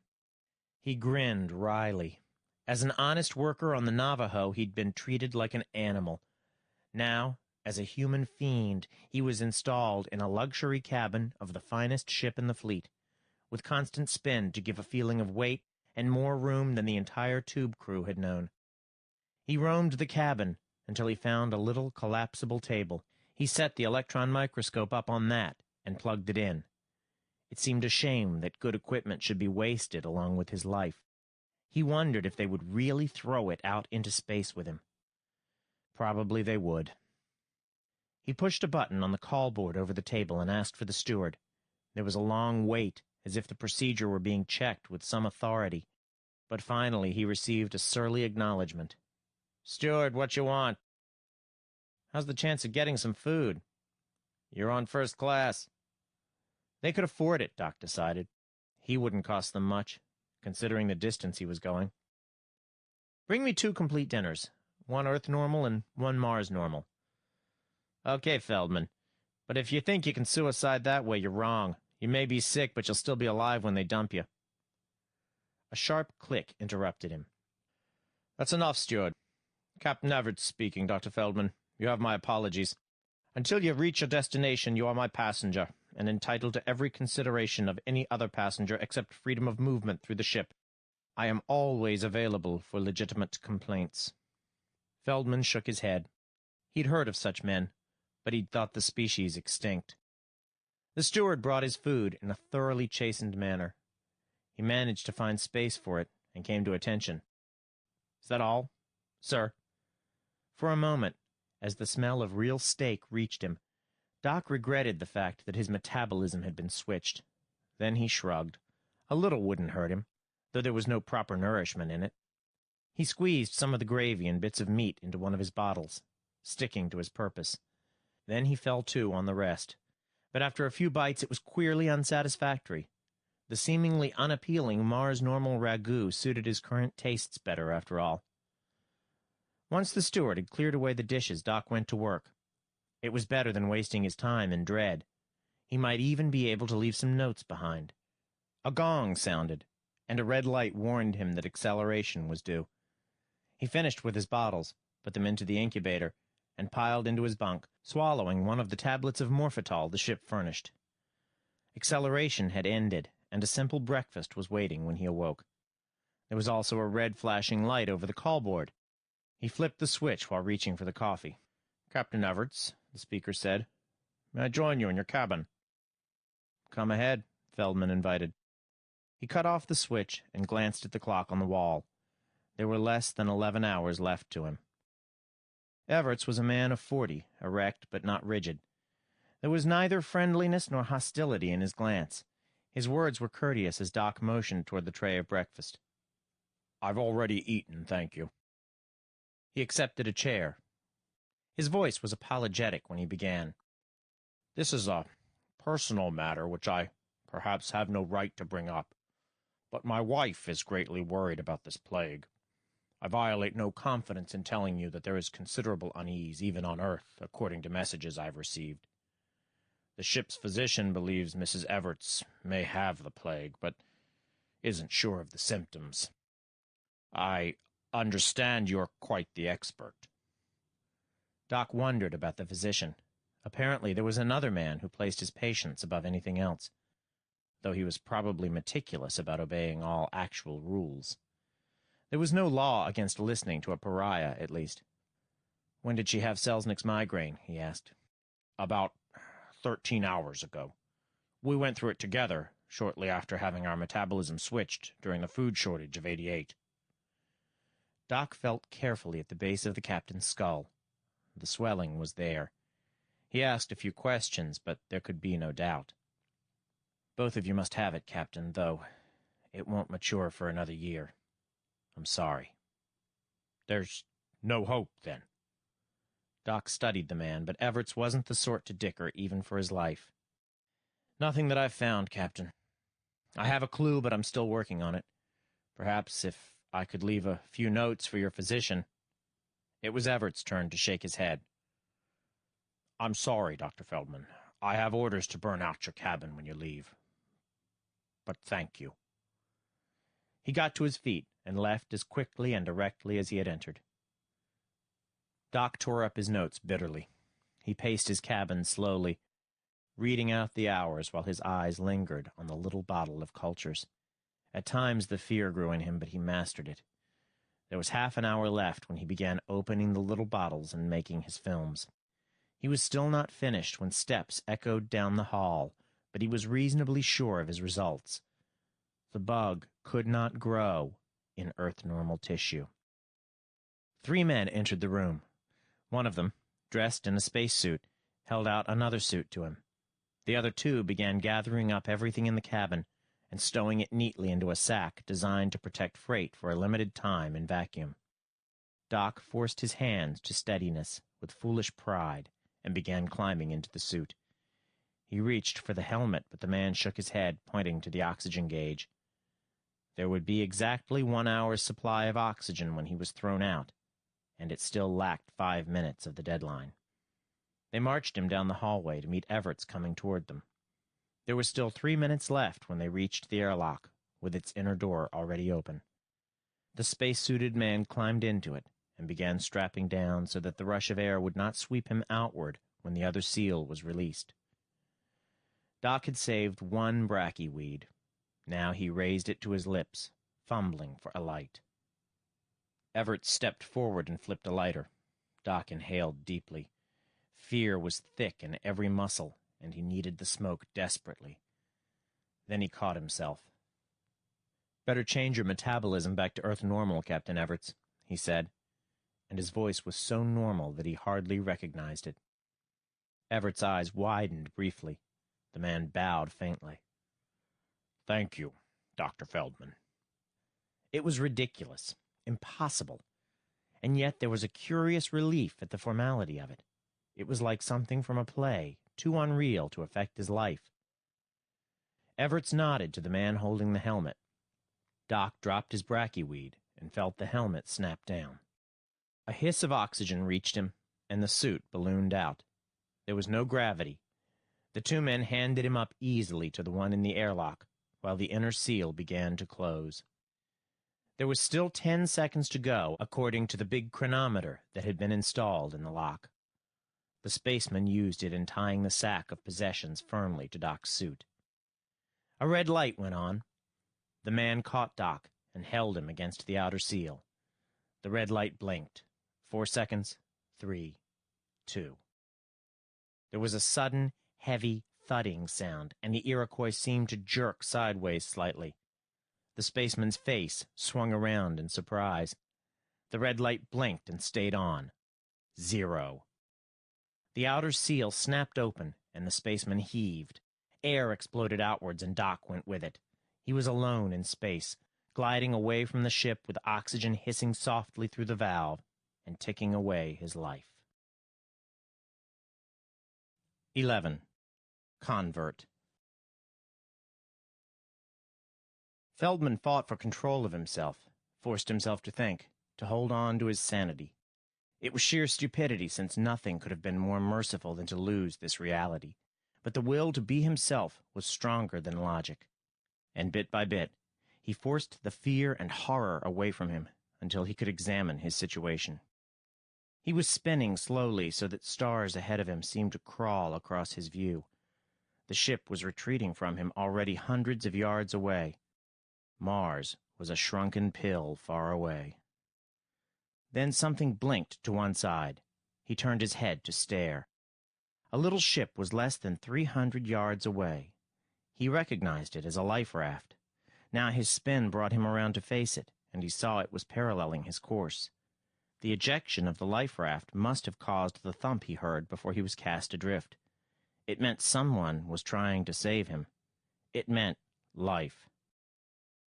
He flailed his arms and beat his legs together, senselessly trying to force himself closer while trying to guess who could have taken the chance.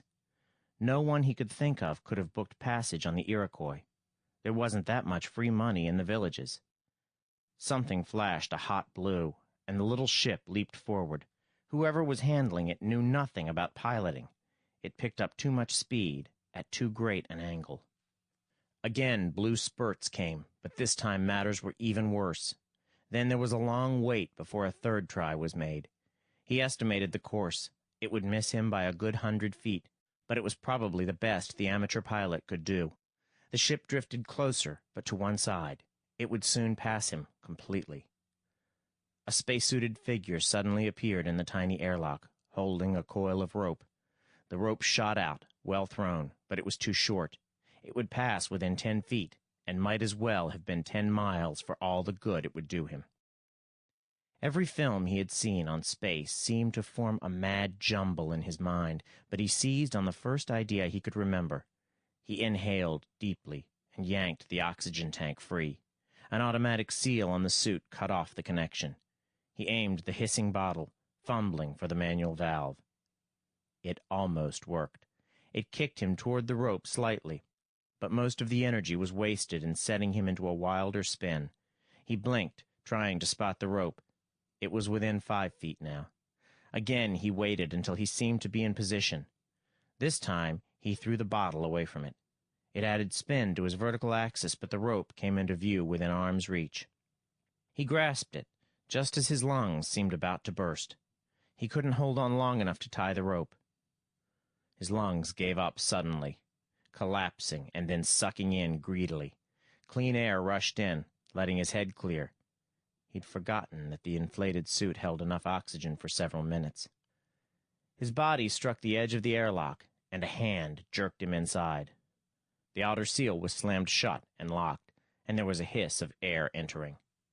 He threw back his helmet just as Chris Ryan jerked hers off. Her voice shook almost hysterically. "Thank God, Dan. I almost gave up." "I liked the air out there better," he told her bitterly. "If you'll open the lock again, I'll leave. Or am I supposed to believe this is rescue and that you just came along to save me?" "I came along to see you killed, as you know very well. Saving you wasn't in my orders." He grunted and reached for the handle that would release the outer lock. "Better get back inside if you don't want to blow out with me." "It's up to you, Dan," she told him, and there was all the sincerity in the world in her blue eyes. "I'm on your side now." He began counting on his fingers. Let's see. The spare battery, the delay in arresting me, the choice of Matthews. It was all true. Anger began to grow in her eyes. "Dan Feldman, you get inside this raft. If you don't care about me, you might consider the people dying of the plague who need you." She'd played her trump, and it took the round. He followed her. "All right," he said grudgingly. "Spill your story." She held out a copy of a space radiogram, addressed to Mrs. D.E. Everts, and signed by one of the best doctors on the lobby board of directors. Regret confirmed diagnosis. Top secret. Repeat, top secret. Martian fever incubates 14 years, believed highly fatal. No cure, research beginning immediately. Penalty violation top secret, death, all concerned. Mrs. Everts rates a top secret break? Doc commented dryly. Come off it, Chris. She's the daughter of Elmer's of Space Lobby, Chris answered. She pointed to the message, underlining words with her finger. 14 years. You couldn't have caused it. Highly fatal, and people are being told it's only a skin disease. Research beginning, but you've already done most of the research. I can see that now. I can see a lot of things. You've got me beat then, he said. I can't see how such a reformed young noblewoman calmly walked over and stole a life raft. I can't see how your brilliant mind concocted this whole scheme in almost no time. And to be honest, I can't even see why Medical Lobby decided to save me at the last minute and sent you to do the job. You didn't have to spy out knowledge from me. I've been trying all along to get it to your research division. She sighed and dropped onto a little seat. I can't prove my motives. You'll just have to believe me. But it wasn't hard to do what I've done. That shuttle pilot was found in a routine check, stowed away on the life raft. I was with Captain Everts when he was found, so I discovered how to get into the raft. And I heard his whole confession. He wasn't the real pilot. He'd come from the villages to save you. The whole scheme was his. I just used it, hoping I could reach you. As always, her story had a convincing element she shouldn't have known. The pilot's farewell, addressing him as Dr. Feldman, had been too low for her to hear, but it was something that fitted her story. It was probably a deliberate clue to give him hope, to assure him the villages were still trying. It shook his confidence. And your motive? Your real motive? He insisted. She swore at him, then began ripping off the spacesuit. She turned her back, pulling a thin blouse down from her neck. He stared, then reached out to touch the lump there. So you've had Selznick's migraine, and you know you're carrying the plague, and you've decided your precious lobby won't save you. She dropped her eyes, then raised them to meet his defiantly. I'm not just scared and selfish. Dad caught it too, and it must be close to the time for him. He switched to Mars Normal when he was a liaison agent and never changed back. Dan, are we all going to have to die? Can't you save him? Feldman was out of his suit and at the control panel. There was a manual lever which Chris must have used before. It might work out here where there was room to maneuver and nothing to hit, but trying to make a landing was going to be different. Dan, she repeated. He shrugged. I don't know. They've started research too late, and they'll be under so much pressure that the real brains won't have a chance. The top secret stuff looks bad for research. Maybe there's a cure. It works in culture bottles, but it may fail in person. When I'm convinced I'm safe with you, I may tell you about it. Oh. Her voice was low. Then she sighed. I suppose I can understand why you hate me, Dan. I don't hate you. I'm too mixed up. Tomorrow, maybe. But not now. Shut up and let me see if I can figure out how to land this thing. He found that the fuel tanks were nearly full, but that still didn't leave much margin. Mars must have been notified by Everts and be ready to pick up the craft. He had to reach the wastelands away from any of the shuttle ports. They had no aspirators, however, and they couldn't cover much territory in the spacesuits they would have to use. It meant he'd have to land close to a village where he was known. He jockeyed the ship around by trial and error, studying the manual that was lying prominently on the control panel. According to the booklet, the ship was simple to operate. It was self-leveling in an atmosphere, and automatic flare computers were supposed to make it possible for an amateur to judge the rate of descent near the surface. It looked reassuring, and was probably written with that in mind.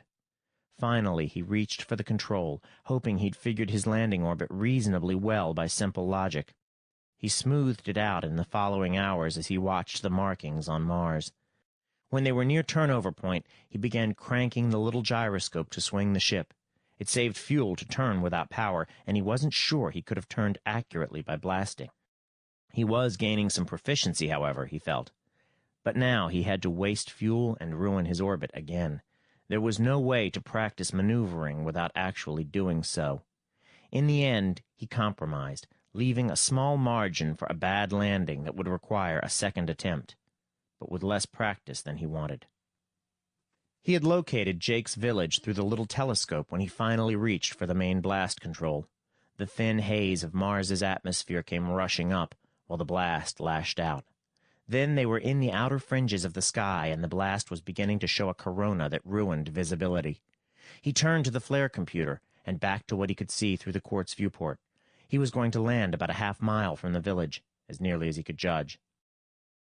The computer seemed to work as it should. The speed was within acceptable limits. He gave up trying to see the ground and was forced to trust the machinery designed for amateur pilots. The flare bloomed, and he yanked down on the little lever. It could have been worse. They hit the ground, bounced twice, and turned over. The ship was a mess when Feldman freed himself from the elastic straps of the seat. Chris had shrieked as they hit, but she was unbuckling herself now. He threw her spacesuit and one of the emergency bottles of oxygen from the rack. "Hurry up with that. We've sprung a leak, and the pressure's dropping." They were halfway to the village when a dozen tractors came racing up, and Jake piled out of the lead one to drag the two in with him. "Heard about it from the broadcasts and figured you might land around here. Good to see you, Doc." He started the tractor off at full speed back to the wastelands, while Doc stared at the armed men who were riding the tractors. Jake caught his look and nodded. "You're in enemy territory, Doc. There's a war going on." 12. War. Sometimes it seemed to Doc that war was nothing but an endurance race to see how many times they could run before they were bombed. He was just beginning to drop off to sleep after a long trip for the 6th consecutive day when the little alarm shrilled. He sighed and shook Chris awake. "Again," she protested, but she got up and began helping him pack. Jake came in, his eyes weary, pulling on the old jacket with the big star on its sleeve. Doc hadn't been too surprised to learn that Jake was the actual leader of the rebels. "Shuttle spotted, taking off this way. I still can't find out where the leak is. They haven't missed our location once this week. Here, give me that." He took the electron mic that had been among Doc's possessions, but Chris recaptured it. "I can manage," she told him, and headed out for the tractor where Lou was waiting. Doc scowled at her. He and Jake had been watching her. She was too useful to Doc's research to be turned away, but they didn't trust her yet. So far, however, they had found nothing wrong with her conduct. Still. He swung suddenly into Jake's tractor. "Just remembered something. How'd they find me that time I stopped in the tractor to use the mic? I was pretty well hidden, and no tracks last in the sand long enough for them to have followed. But they were there when I came to. Somehow they must have put a radio tracer on me." Jake waited while they lighted up, his eyes suddenly bright. "You mean something you got from her house was bugged? It figures." "And I've still got all the stuff. Now they find wherever we set up headquarters, though they've always managed to miss my laboratory, even when they've hit the troops around us. Jake, I think it's the microscope." Doc managed to push enough junk off one of the seats to make a cramped bed and stretched out. "Sure, we figured they sent her because they want to keep tabs on what I discover. They've finally gotten scared of the plague, and she's the perfect Judas goat, but they have to have some way to get in touch with her. I'll bet there's a tracer in the mic and a switch so she can modulate it or key it to send out Morse." "Yeah," Jake nodded. "Well, she does her own dirty work. I might get to like her if she was on our side. Okay, Doc, if they've put things into the mic, I've got a boy who'll find it and fix it so she won't guess it's been touched." Doc relaxed. For the moment, there would be no power in the instrument, nor any excuse for her to use it. But she must have handled some secret arrangement during the work periods. She used the mic more than he did. The switch could be camouflaged easily enough. If anyone detected the signal, they'd probably only think it was some leak in the electrical circuit. Far away, the shuttle rockets had appeared as tiny dots in the sky. They were standing on their tails a second later, just off the ground, letting the full force of their blasts bake the area where the headquarters had been. Jake watched grimly, driving by something close to instinct. Then he looked back. "Know anything about a Dr. Harkness?" "Not much, except that he protested sealing off the villages. Why?" "He and 5 other doctors were picked up, trying to get through to us. Claimed they wanted to give us medical help. We can use them, God knows. I guess I'll have to chance it. They stopped at a halfway village and hid the tractors before looking for a place to rest. Doc found Chris curled up asleep against the microscope. He had a hard time getting her to leave it in the tractor, but she was too genuinely tired to put up any real argument. Jake reported in the morning before they set out again. "You were right, Doc. It was a nice job of work. Must have taken the best guys in Southport to hide the circuit so well. But it's safe now. It just makes a kind of meaningless static nobody can trace. Maybe we can get you a permanent lab now." Doc debated again having Chris left behind, and decided against it. The lobby was determined to let him find a cure for them, if he could. That meant Chris would work herself to exhaustion trying to help. Let her think she was doing it for the lobby. It was time she was on the receiving end of a double-cross. It's a stinking way to run a war, he decided. Jake chuckled without much humor. It's the war you wanted, remember? They forced our hand, but it had to come sometime. Right now, the lobby's fighting to get their hands on your work before we can use it. They're just using holding tactics, which helps our side. And we're hoping you get the cure so we can win. With that, maybe we'll whip them. It was a crazy war, with each side killing more of its own men than of the enemy. The runners were increasing, and Jake's army was learning to shoot the poor devils mercifully and go on. They knew at least that there was no current danger of infection. In the lobby towns, more were dying of panic in their efforts to escape the runners. Desert towns had joined the villages, reluctantly but inevitably, to give the rebels nearly 3/4 of the total population. But the lobby forces in the few cities held most of the real fighting equipment, and they were ready to wait until Earth could send out unmanned rockets loaded with atomics, which could cut through space at 10 times normal speed. There were vague lines of battle, but time was the vital factor. The lobbies waited to steal a cure for the plagues, and the villages waited until they could announce it and demand surrender as its price. It looked as if both sides were doomed to disappointment, however. He and Chris had put in every spare minute between moving and the minimum of sleep in searching for something that would check the disease. It couldn't grow in an Earth-normal body, but it didn't die either. And there wasn't enough normal food available to permit the switchover for more than a handful of people. Even Earth was out of luck, since 80% of her population ate synthetics. There were ways to synthesize Earth-normal food, but they were still hopelessly inefficient. Jake had ordered one of the villages to rebuild their plant for such a purpose, while another was producing the enzyme that would permit switching. But it looked hopeless for more than a few of the most valuable men. "No progress?" Jake asked for the 100th time. Doc grinned wryly. "A lot, but no help. We found a fine accelerator for the bug. We can speed up its incubation, or even make someone already infected catch it all over again, but we can't slow it or stop it." The new laboratory was still being fitted when they arrived. It had been dug into one of the few real cliffs in this section of Mars. The power plant had been installed, complete with a steam plant that would operate off sunlight in the daytime through a series of heat valves that took in a lot of warm air and produced smaller amounts hot enough to boil water. "I'll see you whenever I can," Jake said. "But mostly you're going to be somewhat isolated so they won't trace you. Let them think they goofed with the shuttles and hit you and Chris. Anything you need?" "Guinea pigs," Doc told him sarcastically. It was meant as a joke, though a highly bitter one. Jake nodded and left them. Doc opened the cots as Chris came in, not bothering to unpack the equipment. "Hit the sack, Chris," he told her. She looked at him doubtfully. "You almost said that the way you'd address a human being, Dan. You're slipping. One of these days you'll like me again." "Maybe."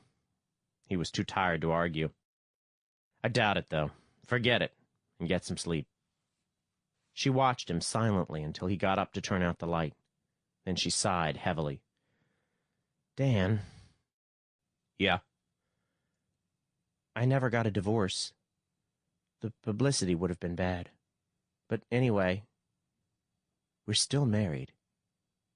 "That's nice." He swung to face her briefly. "And they found the radio and the microscope.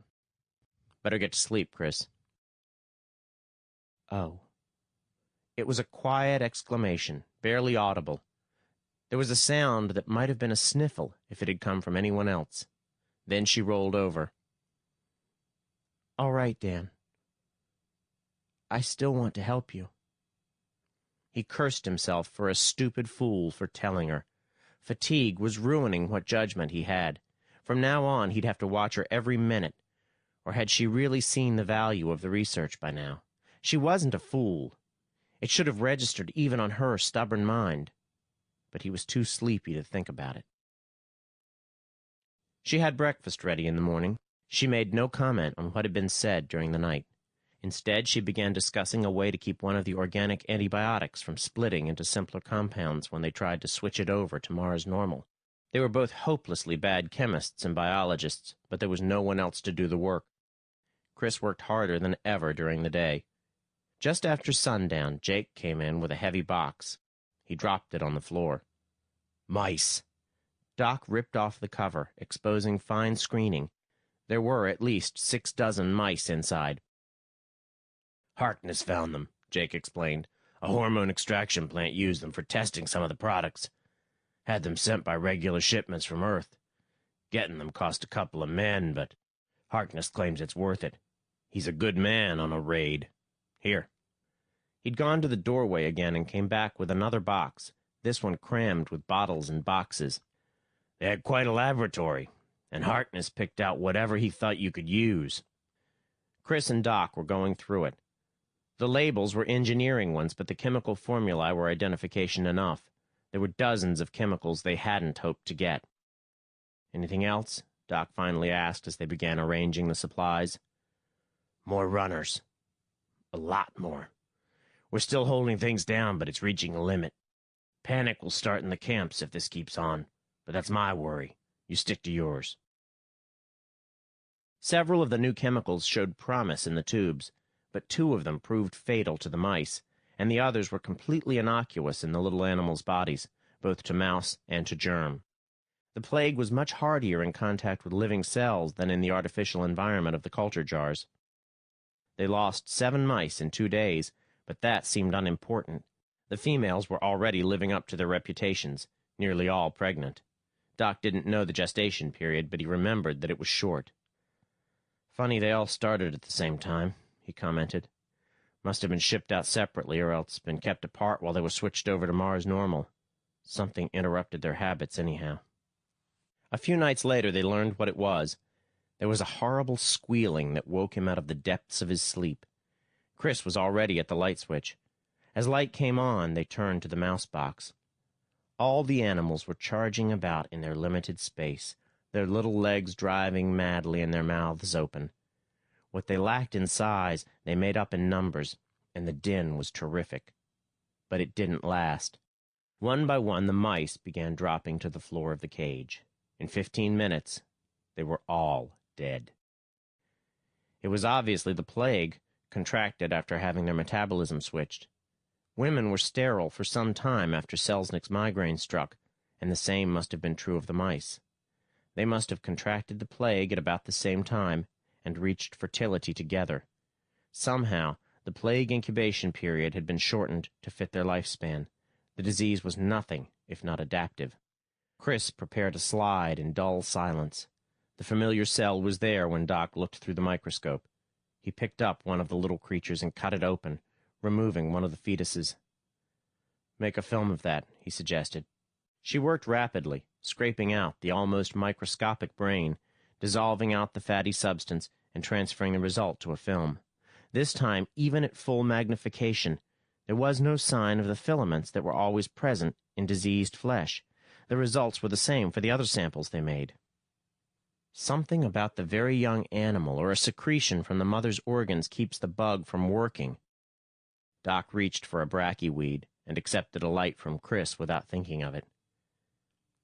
"Every kid I've heard about contracted the plague between the 2nd and 3rd year. None are born with it. None got it earlier. I've suspected this, but now here's confirmation." Chris began preparing specimens while Doc got busy with tubes of the culture. They'd have to test various fluids from the tiny bodies, but there were enough cultures prepared. Then, if the substance only inhibited growth, there would be a long, slow test. If it killed the bugs, they might know more quickly. Jake came in before the final tests, but waited on them. Doc was studying a film in the microscope. He suddenly motioned excitedly for Chris. See the filaments? They're completely disintegrated, and there's one of the big cells broken open. We've got it. It's in the blood of the fetus, and it must be in the blood of the newborn children, too. Jake looked at the slide, but his face was doubtful. Maybe you got something, Doc. I hope so. And I hope you can use it. He shook his head wearily. We need good news right now. A couple of big rockets just reached the station, and they've been sending shuttles back and forth a mile a minute. Nobody can figure out how they got here so fast or what they're for. But it doesn't look good for us. 13. Susceptibility. Doc could feel the tension in the village where GHQ was temporarily located long before they were close enough for details to register. The people were gathered in clusters, staring at the sky where the station must be. A few were pacing up and down, gesticulating with tight sweeps of their arms. One woman suddenly went into even more violent action. She leaped into the air and then took off at a rapid trot, and then a run. Her hands were tearing at her clothes, and her mouth seemed to be working violently. She was halfway to the top of the nearest dune before a rifle cracked. She dropped, to twitch once, and lie still. Almost with her death, another figure leaped from one of the houses, his face bare of the necessary aspirator. He took off at a violent run, but he was falling from lack of air before the bullet ended his struggles. The people suddenly began to move apart, as if trying to get away from each other. For weeks they had faced the horror with courage. Now it was finally too much for them. Tension mounted as no news came from the cities. Doc noticed that it seemed to aggravate or speed up the disease. He saw 3 men shot in the next half hour. He was trying to calm them with word of a possible cure for the plague, but their reactions were as curiously dull as those of Jake had been. As he spoke, they faced him with set expressions. At his mention of the need for the blood of young children, they turned from him, sullenly silent. Jake came over, nodding unhappily. It's what I was afraid might happen, Doc. George Lynn. Tell Doc what's wrong. Lynn was reluctant, but he finally stumbled out his explanation. It ain't like you, Doc. Comes from that lobby woman you got. It's her dirty idea. We've seen the lobby doctors cutting open our kids, poisoning their blood and bleeding them dry. That ain't gonna happen again, Doc. You tell her it ain't. Doc swore as he realized their ignorance. An unexplained vaccination looked like poisoning of the blood, but he couldn't understand the bleeding part until Jake filled him in. Northport's infant wing. Each department has its own blood bank, and donation is compulsory. Southport started it a couple months ago, too. The long arm of the lobby had reached out again. Now, if he ever got them to try the treatment, it would only be after long sessions of preparing them with the facts, and there was hardly enough time for the crucial work. By afternoon, Judge Ben Wilson reached them. His voice shook with fatigue as he climbed up to address the crowd through a power megaphone. Southport's going crazy. He had to pause for breath between each sentence. Earth's pulling back all the important people. They're packing them into ships. They're leaving only colonials with no Earth rights. Those ships left when they decided the plague was coming from here. They won't let anybody back until the plague is licked. There won't be an Earth technician on Mars tomorrow. No bombs? Someone called. No bombs. The ships must have started before you rebelled. Maybe meant honestly to save their own kind, but now it's a military action, and don't think it won't mean trouble. The poor devils in the city bet on the wrong horse. Now they can't run their food factories or anything else for long, not without technicians. They've got to whip you now. Up to this time they've been fighting for the lobbies. Now they'll fight for their own bellies to get your supplies. And they've still got shuttle rockets and fuel for them. Now beat it. I gotta confer with Jake. Doc started after the judge, but Dr. Harkness caught his arm and drew him aside. Chris followed. I've found another epidemic, Harkness told them, over at Marconi. It kept me on the run all night, and now half the village is down with it. Starts like a common cold, runs a fair fever, and The skin breaks out all over with bright red dots." He went on describing it. Chris began asking him about what medical supplies he had brought with him, pilfered from Northport Hospital. She seemed to know what it was, but refused to say until she saw the cases. Doc also preferred to wait. Sometimes things weren't as bad as they seemed, though usually they were worse. Marconi was dead to all outward appearances, with nobody on the streets. It had been a village of great hopes a week before, since this was where they had decided to experiment with switching the people back to Earth normal. They'd had the best chance of survival of anyone on Mars, until this came up. 3 people lay on the beds in the first house Harkness led them to. The room was darkened, and a man was stumbling around, trying to tend the others, though the little spots showed on his skin. He grinned weakly. "Hi, Doc. I guess we're making a lot of trouble, ain't we?" Chris gave Doc no chance to answer. "Just as I thought. Measles. Plain, old-fashioned measles." "Figured so," said the sick man. "Like my brother back on Earth." The others looked doubtful, but Doc reassured them. Chris should know. She'd worked in a swanky hospital where the patients were mostly Earth normal. Measles was one of the diseases which was foiled by the metabolism switch. Well, at least they wouldn't have to be quarantined here. Chris finished treating the family with impersonal efficiency, discussing the symptoms loudly with Harkness. "It's a good thing it isn't serious." "No," Harkness answered bitterly. "Not serious. It's only killed 5 children and 3 adults so far." "It would here," Doc agreed unhappily. He led Chris out of the room on the pretext of washing his hands. "It's serious enough to force us to abandon the whole idea of going back to Earth normal. Measles today, smallpox, tuberculosis, scarlet fever, and everything else tomorrow. These people have lived Mars normal so long, their natural immunity has been destroyed. On Earth, where the disease was everywhere, kids used to pick up some immunity with constant exposure, even without what might be called a case of the disease. Here, the blood has no reason to build antibodies. They can be killed by things people used to laugh at. How the disease got here, I don't know, but it's here. So we'll have to give up the idea of switching back to Earth normal." He gathered up one of the kits and started toward the other houses. "And Lord knows how long it will take to get the blood for the other treatment, even if it works." They worked as a team for a while, with Harkness frowning as he watched Chris. Finally, the young doctor stopped Chris outside the 5th house. "These are my patients, Dr. Ryan. I left the lobby because I didn't believe colonials were mere livestock. I still feel the same. I appreciate your help in diagnosis and methods of treatment, but I can't let you handle my patients this way." "Dan?" She swung around with eyes glazing. "Dan, are you going to stand for that?" "I think you'd better wait in the tractor, Chris." He was lucky enough to catch the kit she threw at him before its precious contents spilled, but it wasn't luck that guided his hand to the back of her skirt, hard enough to leave it stinging. Her face froze and she stormed out. A moment later, they heard the tractor start off. But Doc had no time to think of her. He and Harkness split up and began covering the streets, house by house, while he passed on the word to abandon the metabolism switch and go back to Mars normal. Jake sent 2 other doctors to relieve them in the late evening. Things were somewhat quieter at GHQ as Doc reported the events at Marconi. "Where's Dr. Ryan?" Jake asked at last. Doc exchanged glances with Harkness. "She isn't in the lab?" "Wasn't there an hour ago." Doc cursed himself for letting her go.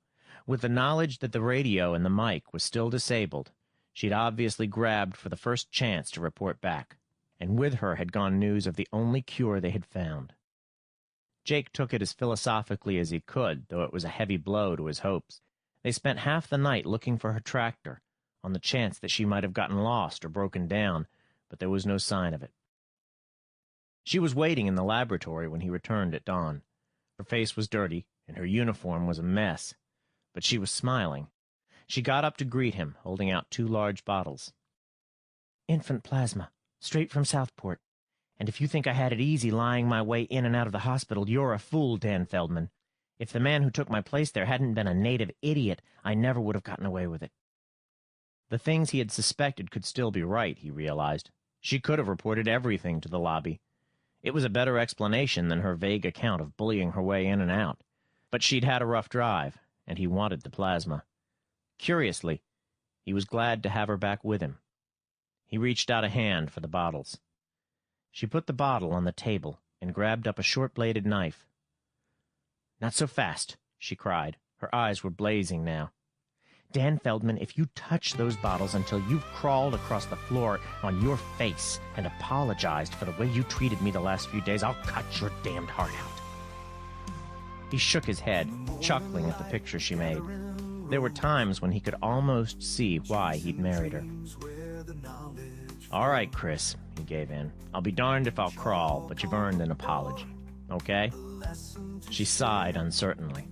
Then she nodded and began changing for work. 14. Immunity. They worked through the day in what seemed to be armed truce. There was no coffee waiting for him when he awoke next, as he'd come to expect, but he didn't comment. He went to where she was already working, checking on the results of the plasma on the cultures. The response had been slower than with the mouse blood, but now the bugs seemed to be dead. The filaments were destroyed, and there were no signs of the big cells. It seemed to be a cure, at least in the culture bottles. "We'll need volunteers," he decided. "There should be animals, but we don't have any. At least this stuff isn't toxic. We need a natural immune and someone infected, 2 of each, so one can be treated and the other used for a control. Makes 4. Not enough to be sure, but it will have to do." 2, Chris corrected. "You're not infected. I am." 2 others, he agreed. "I'll get them from Jake." Most of GHQ was out on the street, but Doc found Jake inside the big schoolroom where he enjoyed his early morning bracky and coffee. The chief listened and agreed at once, turning to the others in the room. "Who's had the jumping headache?" "Okay, Swanee. Who never had it?" He blinked in surprise as 3 men nodded out of the 8 present. "I guess you go, Tom." The 2 men stood up, tamping out their weeds, and went out with Doc. Chris had everything set up. They matched coins to decide who would be treated. Doc noticed that Chris would get no plasma, while he was scheduled for everything. He watched her prepare the culture and add the accelerator that would speed development and make certain he and Tom were infected, then let her inject it. That was all, except for the waiting. To keep conditions more closely alike, they were to stay there until the tests were finished, not even eating for fear of upsetting the conditions. Swanee dug out a pack of worn cards and began to deal, while Doc dug out some large pills to use as chips. It was an hour later when the pain began. Doc had just won the pot of 50 pills and opened his mouth for the expected gloating. He yelled as an explosion seemed to go off inside his head. Even closing his mouth was agony. A moment later, Tom began to sweat. It got worse, spreading to the whole area of the back of the head and neck. Doc lay on the cot, envying Chris and Swanee, who had already been infected naturally. He longed desperately for bracky, and had to keep reminding himself that no drugs must upset the tests. It was the longest day he had ever spent, and he began to doubt that he could get through it. He watched the little clock move from 1 minute to 9 over to half a minute, and hung breathless until it hit the 9. There was no question about whether the infection had taken. Now they could dull the agony. Chris had the anodyne tablets already dissolved in water, and Swanee was passing out 3 lighted bracky weeds. It took a few minutes for the relief of the anodyne, and even that couldn't kill all the pain. But it didn't matter by comparison. He sucked the weed, mashed it out, and began dealing the cards again. They had a plentiful supply of the anodyne and used it liberally during the night. The test was a speeded-up simulation of the natural course of the disease, where painkiller would take time to get for most people here, but would then be used generously. Precisely at 9 in the morning, Chris began to inject Swanee and Doc with plasma. Now there was no thought of cards. They waited, trying to talk, but with most of their attention on the clock. Doc had estimated that an hour should be enough to show results, but it was hard to remember that an hour was the guess as to the minimum time. He winced as Chris took a tiny bit of flesh from his neck. She went to the other men, and then submitted to his work on herself. Then she began preparing the slides. Feldman. She read the name of the slide as she inserted it into the microscope.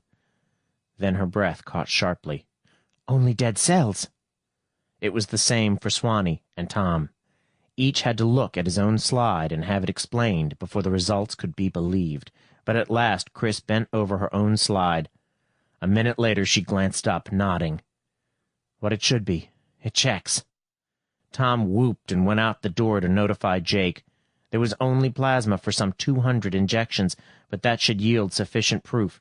Once salvation was offered, there should be no trouble convincing the people that blood donations from their children were worthwhile.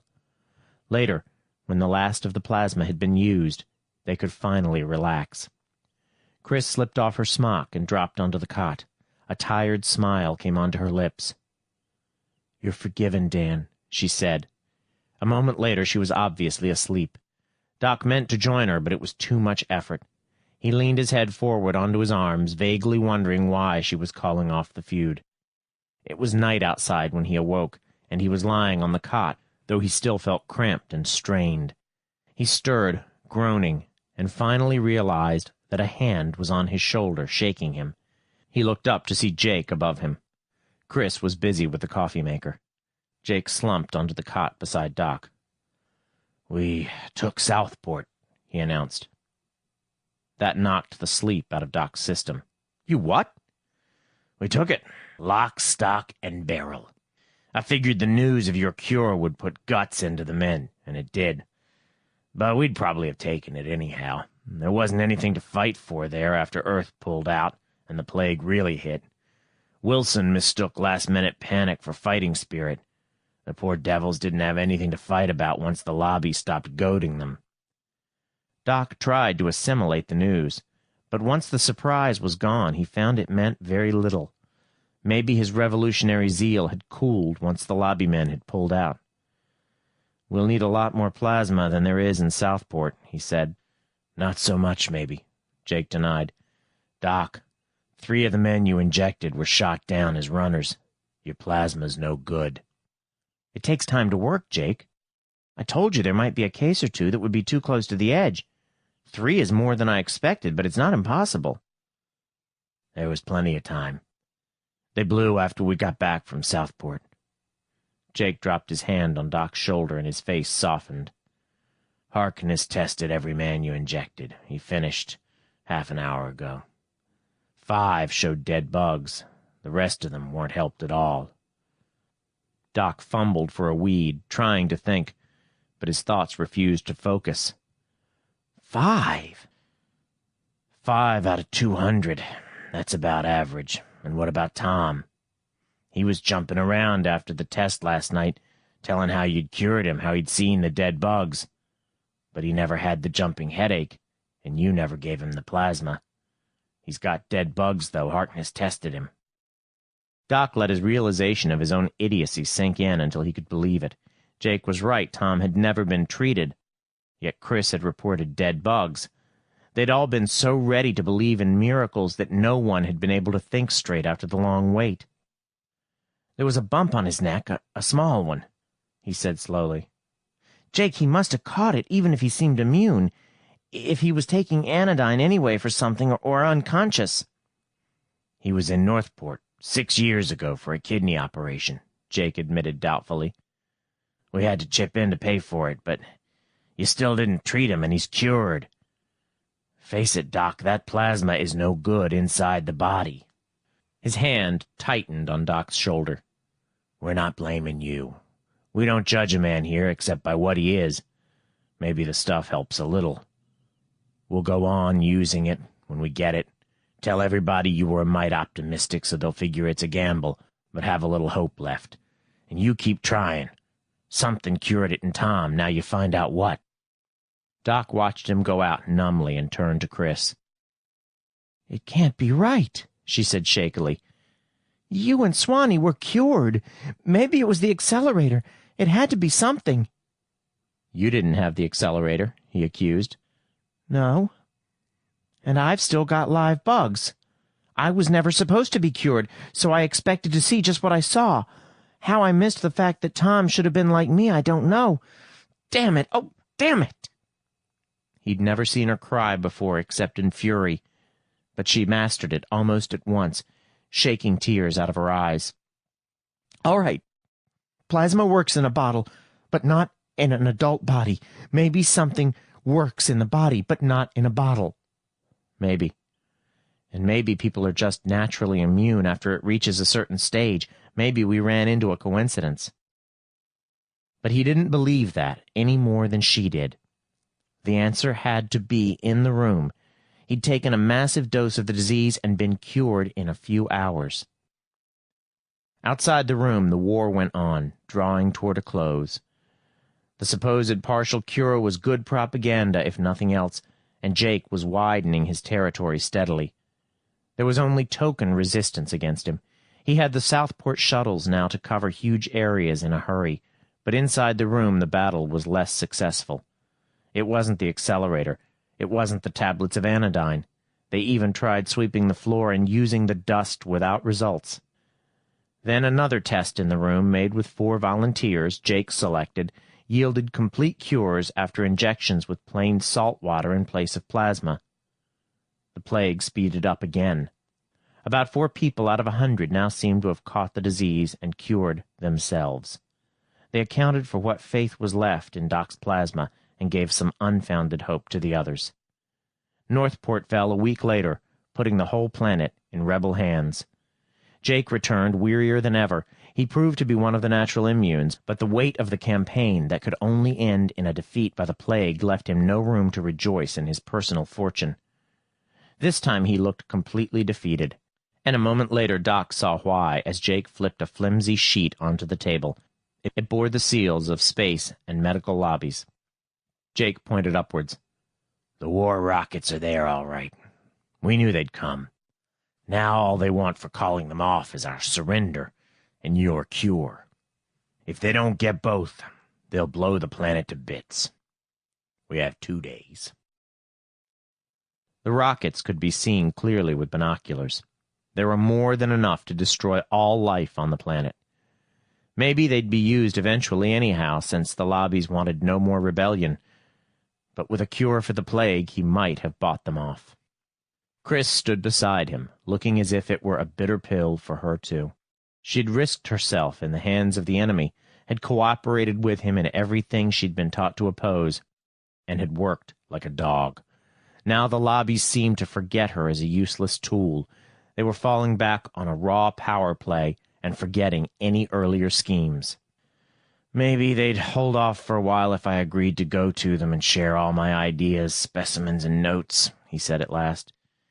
Do you think your lobby would settle for that, Chris? I don't know, Dan. I've stopped thinking their way. She seemed almost apologetic for the admission. He dropped an arm over her shoulder and turned with her back to the laboratory. Okay, then. We've got to find a miracle. We've got 2 days ahead of us. At least we can try. But he knew he was lying to himself. There wasn't anything he could think of to try. 15. Decision. 2 days was never enough time for a miracle, Doc decided as he packed his notes into a small bag and put it beside his bundle of personal belongings. He glanced around the room for the last time and managed a grin at Jake's gloomy expression. Maybe I can bluff them, or maybe they'll string along for a while, he said. Anyhow, now that they've agreed to take me, and my notes, in place of the cure we're fresh out of, I've got to be on that shuttle when it goes back to their men at Orbital Station. Jake nodded. I don't like selling friends down the river, Doc, but it wouldn't do you any more good to blow up with the planet, I reckon. They won't call off the war rockets when they do get you, of course. But maybe they won't use them, except as a threat to put the lobbies back in, stronger than ever. He stuck out one of his awkwardly shaped hands, clapped the aspirator over his face, and hurried out. Doc picked up his bags and went toward the little tractor where Lou was waiting to drive him and Chris back toward Southport and the shuttle rocket that would be landing for them. They hadn't mentioned Chris in their demands, but her father must expect her return. After they had him, he'd be on his own. His best course was probably to insist on talking only to Ryan at medical lobby, and then being completely honest. The room here would be kept sealed in case the lobby wanted to investigate where he had failed, and his notes were honest, which was something that could usually be determined. Chris could testify to that anyhow, since she'd kept a lot of them for him. At best, there would be a chance for some compromise, and perhaps some clue for them that might eventually end the plague. They had enough men to work on it, and billions in equipment. At worst, he should gain a little time. "Cheer up, Chris," he told her as he climbed through the little airlock. "Maybe Harkness will turn up the cure before our negotiations break down. He has the whole of Northport Hospital to play with. They haven't tried to chase him out of there yet. After all, we almost found something with no equipment except wild imaginations." She shook her head as the tractor began moving. "Shut up. I've got enough trouble without your coming down with logorrhea. Don't be a fool." "Why change now?" he asked her. "Everything I've done has been because I am a fool.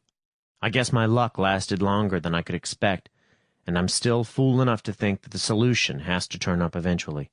We know it has to be in that room. Damn it, we must know it. If only we could think straight now." She reached over and touched his hand, but made no comment. They had been over that statement of desperation too many times already, but it kept nagging at him. Something in the room, something in the room, something so common that nobody noticed it. They passed a crowd chasing down a runner. Something in that room could have saved that unlucky man. It could have saved Mars, perhaps. He growled for the 100th time, cursing his fatigue-numbed mind. Too little sleep, too much coffee and bracky. He reached for the package of weed, realizing that he would miss it on Earth if he ever got there. Like everything here on the planet, he'd begun by detesting it and wound up finding it the thing he wanted to keep forever. He lighted the bracky and sat smoking, watching Lou drive. When the first was finished, he lighted another from the butt. She put out a hand and took it away. "Please, Dan, I can stand the stuff, but I'll never like it. And the tractor's stuffy enough already. I've taken enough of it. And it keeps reminding me of our test, the three of you stinking up the place, puffing and blowing that out, while I couldn't even get a breath of air." She was getting logorrhea herself now, and... The answer finally hit him. He jerked around, making a grab for Lou's shoulder, motioning for the man to head back. "Bracky, it has to be. Chris, that's it. Jake picked out the second group of men from his friends, and they are all cronies because they hang around so much in their so-called smoking room. The first time, it killed the bugs for all of us who smoked, and it didn't work for you because you never learned the habit." Lou had the tractor turned and the rheostat all the way to the floor. She was sitting up now, but she wasn't fully satisfied. "The percentage of immune seems about right, but why does some of the smokers get the disease while some don't?" "Why not? It depends on whether they pick up the habit before or after the disease gets started. Tom must have got his while he was in Northport. They wouldn't let him smoke there, if he had the habit before, for that matter." She found no fault with that. He twisted it back and forth in his mind, trying to find a fault. There seemed to be none. The only trouble was that they couldn't send a message that bracky was the cure and hope that Earth would prove it true. No polite note of apology would do after that. They had to be sure. Too many other ideas had proved wrong already. Jake saw them coming and came running toward the laboratory, but Lou stopped the tractor before it reached the building and let the older man in. "Get me a dozen men who have the plague. I want the worst cases you have, and ones that Harkness tested himself," Doc ordered, "and then start praying that the cure we've got works fast." Chris was at the electron mic at once, but one of her hands reached out for the weed. She began puffing valiantly, making sick faces. Now other men began coming in, their faces struggling to find hope, but not daring to believe yet. Jake followed them. "We'll test at 10-minute intervals. That will be about 2 hours for the last from the group," Doc decided. One of the doctors Harkness had brought to the villages was busy cutting tiny sections from the lumps on the men's necks, while Chris ran them through the microscope to make sure the bugs were still alive. The regular optical mic was strong enough for that. Doc handed each man a bracky weed, with instructions to keep smoking no matter how sick it made him. There were no results at the end of 10 minutes when the first test was made. The second, at the end of 20 minutes, was still infected with live bugs. At the half hour, Chris frowned. "I can't be sure. Take a look, Dan." He bent over, moving the slide to examine another spot. "I think so. The next one should tell." There was no doubt about the fourth test. The bugs were dead, without a single exception they could find. One by one, the men were tested and went storming out, shouting the news.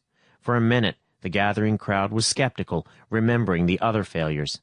Then, abruptly, men were screaming, crying, and fighting for the precious bracky, like the legions of the damned grabbing for lottery tickets when the prize was a passport to paradise.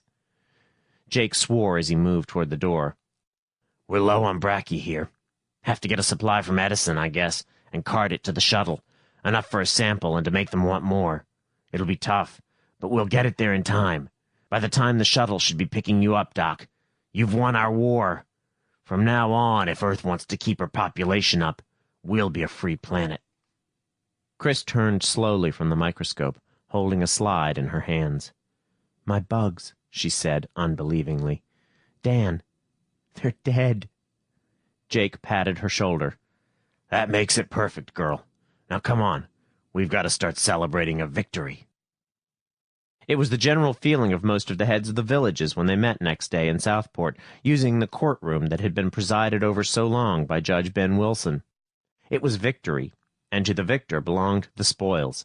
The bracky had gone out to Earth on a converted war rocket that could make the trip in less than 2 weeks, and one packet had been specially labeled for Captain Everts.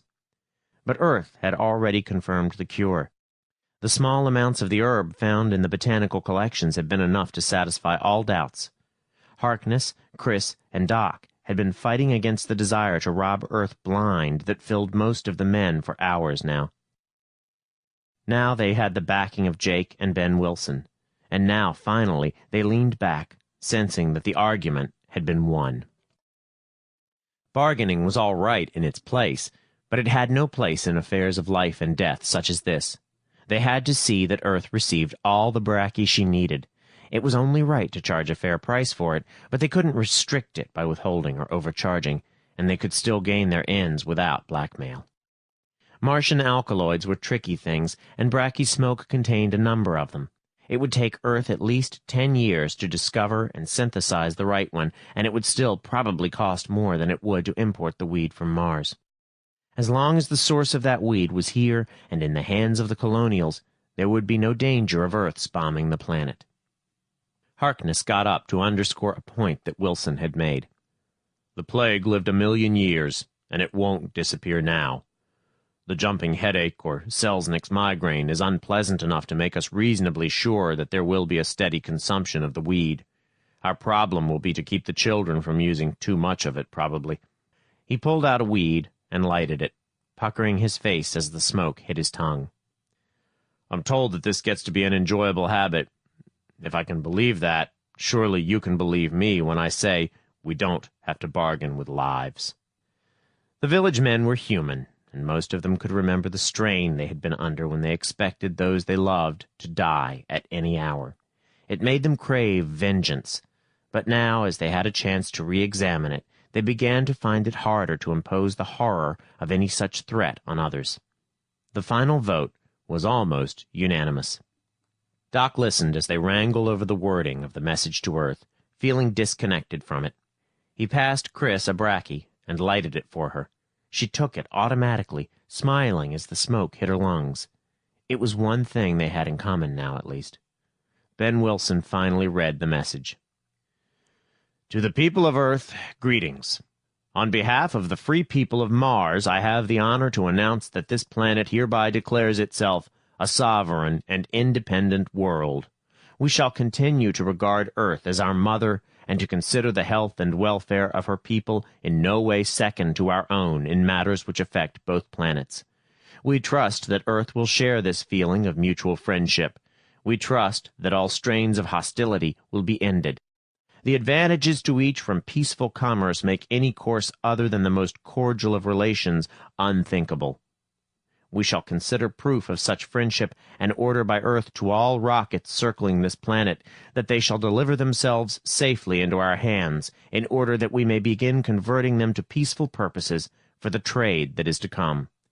In turn, we pledge that all efforts will be made to ensure a prompt delivery of those products most in demand, including the curative brachyplant. He turned to Doc then. You want to sign it, Dr. Feldman? Making it as acting president or something until we can get around to voting you into permanent office? You and Jake fight over the job, Doc told him. No, Ben, I mean it. He got up and moved out into the outer room where he could avoid the stares of amazement that were turned to him. He'd never asked for the honor, and he didn't want it. Chris came with him. Her face was shocked, and something was slowly draining out of it as he looked at her. Forget it, Chris, he said. You're going back to Earth. There is nothing for you here. She hadn't quite given up. There could be, Dan. You know that. No. No, Chris, I don't think there ever can be. You can't find a man strong enough to rule who'll be weak enough to let you rule in his place. It didn't work on Earth, and it won't work here. Forget the dreams you had of what could be done with a new planet. Those are the dreams that made a mess of the old one. I'll be back, she told him. Someday I'll be back. He shook his head again. No, you wouldn't like what you find here. Freedom is heady stuff, but you have to have a taste for it. You can't acquire a fondness for it secondhand, and for a while there's going to be freedom here. Besides, once you get back to Earth, you'll forget what happened here. She sighed at last. For the first time since he had known her, she seemed to give in completely, and for that brief moment, he loved what she could have been, but never would be. All right, Dan, she said quietly. I can't fight you.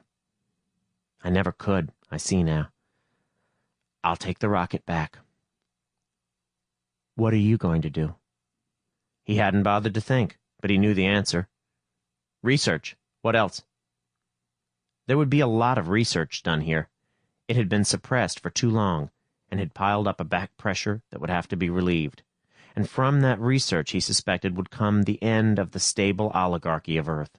It could never stand against the changes that would be pouring out of Mars. She put her hands on his shoulders and moved forward to kiss him. He bent down to meet her and found her eyes were wet. Maybe his were too. Then she broke free. You're a fool, Dan Feldman, she whispered, and began moving down the hallway and out of the Council Hall of Mars. Doc Feldman nodded slowly as he let her go. He was a fool. He had always been a fool, and always would be. And that was why he could never take over leadership here. Fools and idealists should never govern a world. It took practical men such as Jake to do that. But the practical men needed the foolish idealists too, and maybe for a time here on Mars, their kind of men and his kind of fools could make one more stab at the ancient puzzle of freedom. Outside, the war rockets of Earth began landing quietly on the free soil of Mars.